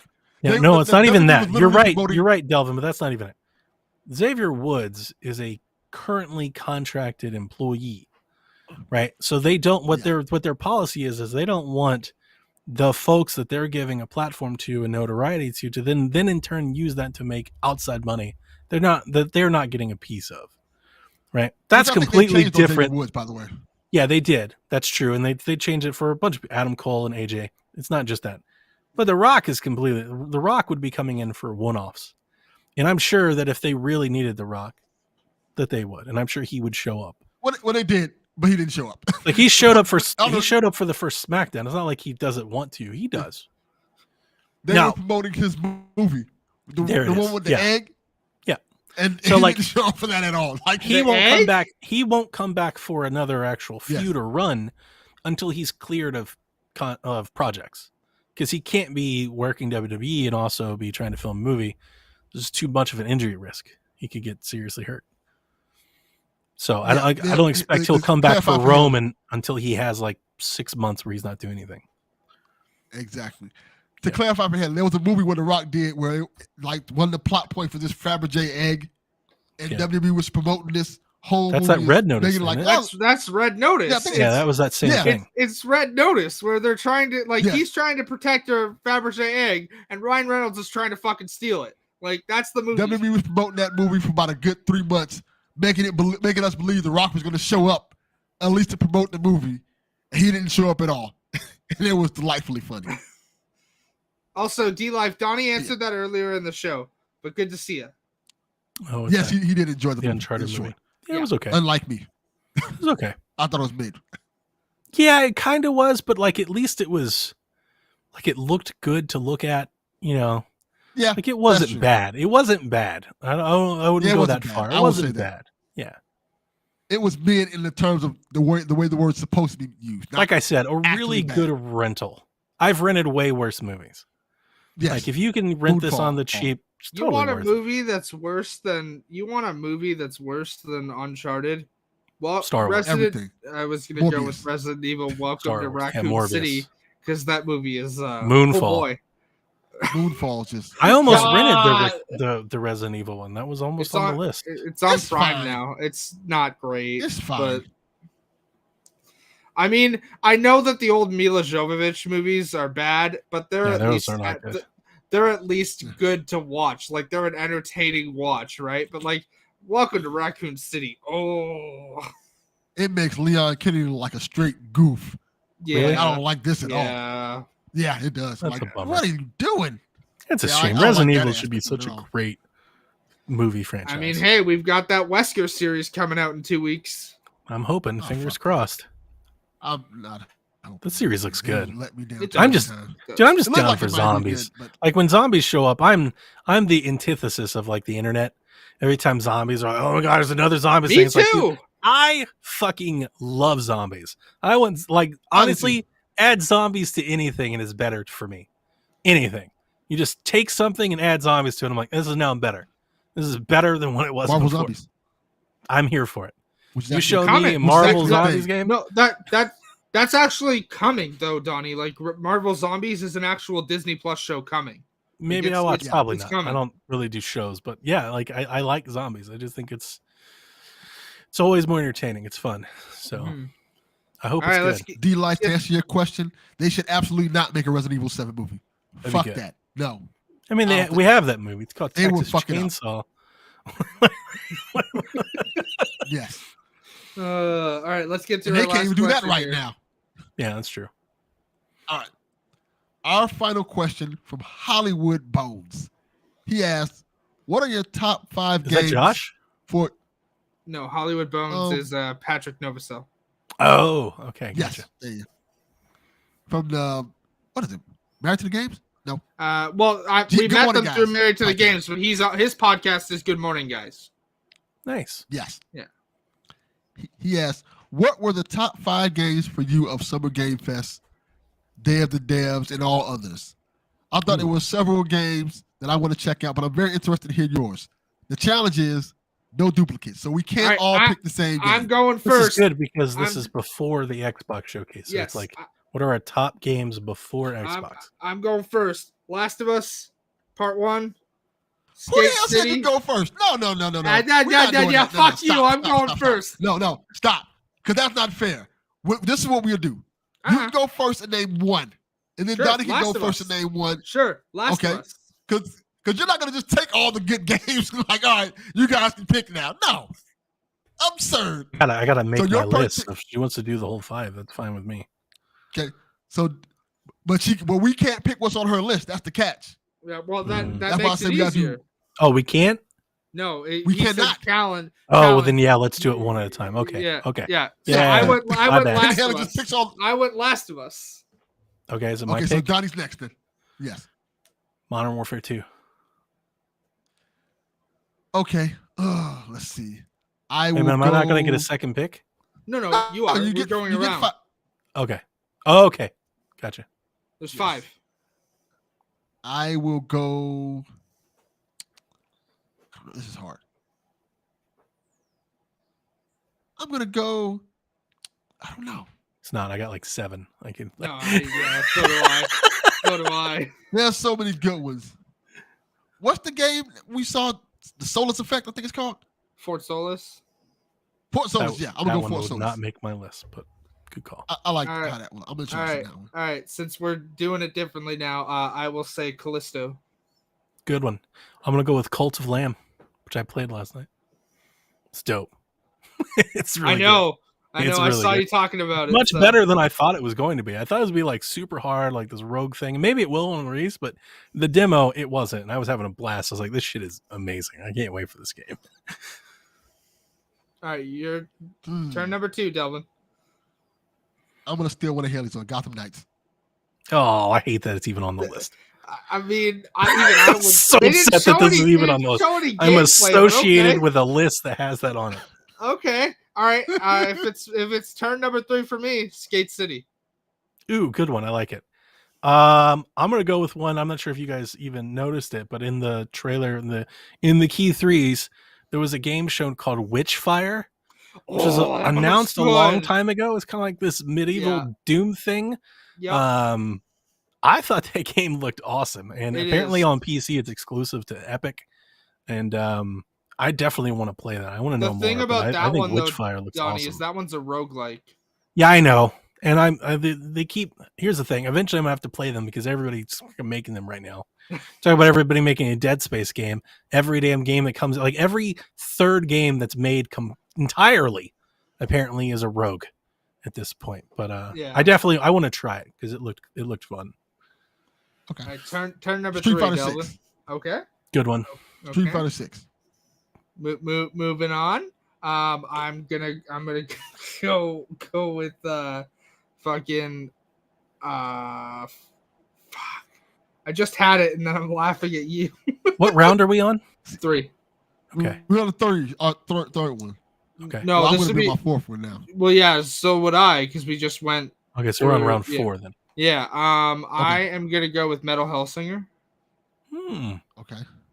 I'll go. which is also a Doom-like game, but it's like shooting to the rhythm. I'll go with Plucky Squire. For Looks the Devolver good. Showcase. I will go with Routine. Okay. That's That was gonna be horror- my next terror pick. game. That's gonna be my next pick. I think that game looked really, really cool. And I think it's unfair just because it was a space game to call it like a Dead Space thing. We didn't really see that, but just as like a sci-fi thriller, I thought that looked. There was like that. I'm not sure if you guys remember when he was like looking at like his little barometer out, and there was like that glitchy like effect person at the bottom of the stairs and like moved out of the way. I was like, "Oh, that looks scary as shit. I can't wait for that." It's like that looks good. Mhm. So that's a good And one. I don't know if I'll wait. No, it's your turn now, isn't it, Dublin? I just went. Yeah, he just went. Okay. So we're on our final So, round. Yeah. I don't know if I'll play this one, but it looked interesting enough. High Water. Yeah, Yep. My last pick would be Planet of Lana, which is coming from Thunderful. It's a puzzle platformer adventure game. Looks beautiful. I'm looking at screenshots now, so I'm gonna say I'm gonna go Midnight Suns. I'm interested to see how this turns out. Your list is terrible. Great list. You were such a mark. Just a mark. What a mark. You were like literally an hour ago, you were like, I'm never playing this shit. It's got cards. And here he's like, number 5, best game of show. What the fuck? I didn't want to say the stuff. You need more people on this show keeping receipts. Look at this. I didn't want to say the Resident Evil 4 remake.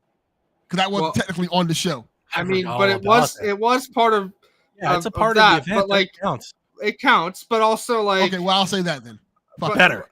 Yeah, there you go. Better option. But also because I didn't want to pick anything that we talked about on the State of Play. Yeah, but I also didn't. But I didn't pick it because like A, I'm already all in on that, and B, I'm more excited about some of this other stuff that was announced. Like I fucking love Resident Evil. Don't get me wrong. And I was thinking just there like day one. I was thinking just stuff we saw this weekend, but so Resident Evil 4, honestly, putting some of those scenes that we saw in the trailer just at night changes so much of what I like how that game looks or remembers in my mind. Yeah. I'm very excited. Very excited. Yeah. I hope they nail it. I don't necessarily know. I think they nailed it with RE2. There's still some people that are like, this is too different, but with 3, there were a lot of people, and I think maybe I was among them because 3 was my favorite of the old ones, and the remake I don't think captured 3. I mean, the remake took out like the choice system. I'm just speaking like from a vibe. It just felt I didn't feel as haunted, as tense as I remember when I first played it. But 4 is an extremely special game to so many people. I was going to say this about The Last of Us because a lot of people are like, it looks like the same. And I was like, could you imagine if they changed it? There's a lot of people that are upset that it's a 1-to-1 remake. And I was like, if they changed The Last of Us, people would be way worse. They'd be so much more. Could you imagine if they changed it? People would be huge mad. You think they're mad now? They'd be pissed if they just like put Abby in the trailer. They'd be like, what the That's what they should have did. Right, you can't put Abby in the trailer in the background. They can't win for losing, but yeah, 4 is an interesting one because if they change it a lot, as they have with these remakes at times, that could really rub some people raw. But they already have, if I'm not mistaken, Claire's in the fucking trailer. So Claire's not in Resident Evil 4 originally. Good call. So like Claire is literally in the fucking trailer, and she's not in Resident Evil 4 originally. Prepare for trouble. So, some people make it might triple be big mad. because I mean, if they have Leon, Claire, and Ada in the same game, Claire and Ada getting to meet would be a wild interaction. But people, for whatever reason, people seem to be down for Capcom to do that, and PlayStation doesn't get as much leash on stuff like that. I don't know. Seems weird to me. Hi, we got to get ready for another podcast. Another 3 hours? 2 at this point. Yeah, we're 10:30. We'll be back. See, Fire Delvin, what a mark. Should be the name of this podcast, by the way. Marking out for PlayStation, the new name of the PlayStation experience. Also, Mike Fowler, fuck you. I mean, he's nailed it. He has nailed it. What a mark. But yes, E3 continues with the Xbox and Bethesda showcase. And guys, I'm excited. Yeah. There's so much of this hasn't leaked. And there's so many rumors about what it could be. What is it? Are we going to see Silk Song? Are we going to see 007? Is Kojima going to be there? Like, this showcase legit feels like E3. Oh, it does. Which is hilarious because everybody for the last 2 months has been talking about everything that Xbox doesn't have. I mean, here everybody's excited for what they're going to show. Here's me putting on my clown makeup. Here's me putting on my clown makeup. Give me Wolfenstein 3, please. Oh, that'd be dope. Putting my clown makeup on right now. I don't think it's going to happen, but I would love to see it. I would love it. I would love to see it. I would nothing would make me happier. I'm going to go and troll. Nothing would make me happier. Pete Hines walks out and he's like, hey, the Indiana Jones thing, canceled. We're not going to do that anymore. Wolfenstein 3. It's like, yes, let's do it. Give me Wolfenstein. I mean, you know what's going to happen eventually, just based No, it's on how definitely going to Wolfenstein happen, but 2 ends. it but looks like I don't know if Indiana it Jones is the next is- thing, which yeah. just I'm not like Gotham Knights. That's how I feel about Indiana Jones. I'm just like, ugh, why are we doing I this? feel like this. How does an Indiana Jones game even work? Like, It's gonna he's be an Uncharted. archaeologist. Ugh. Isn't that what Yeah. Uncharted is? With a The whip. Indiana Jones game. I don't know. I will Nathan say Drake this. kills more people than Indiana I'm hoping Jones that has they. ever I'm killed. honestly, I'm hoping that they win me over. Personally, I think you guys know this, but your listeners may not. I've just never really been into Indiana Jones ever. I like Indy. I don't like the movies or anything like that. You know, you saw me troll the shit out of people when they announced the new movie. I forgot all about that until now. They're like, he's back. I'm like, dude, he's like 80. Like, let it go. 90-year-old Indiana Jones. The quest Fucking, for they're doing Indiana Yeah. Jones So 4, old. and my favorite part about it is they're acting like fucking Crystal Skull never happened, and It's I'm gonna just be on like one of those Walmart scooters or something at this point. It's like, damn, This is not going to be good. let it go. Yeah. But yeah, I'm just not that into indie, so I'm hoping they'll win me over. If it's a cool like action adventure game, you know, with a whip and stuff, I'm sure I'll play it. Yeah. But Yeah. I'm not like super into it. On to what Delvin said. The three of us plus Josh, right? I hope so. Yeah. We'll see who shows up. We'll see. The three of us at I least know I'll be there. will be We'll back see who for the shows up. Xbox show. So Yeah, Yeah. we're gonna do the Xbox show 12:30. We'll go live. Yep. The show starts at 1. It's gonna be 90 minutes long, which gets us to PC Gamer. 2:30-ish, and then PC Gamer starts at 3. So we'll just roll right into I that. will be there for that. That's fine. I mean, I'm sure I was just expecting we'll talk about the Xbox show while the PC Gamer show is going on, just to see if something pops up. Yeah. So you never know. And then and then I'll be on a podcast later tonight as well. So stick around for more PSVG today. Yeah. This is a busy day for all of us. All right. With that being said, fuck you, Mike Fowler. What a mark. PlayStation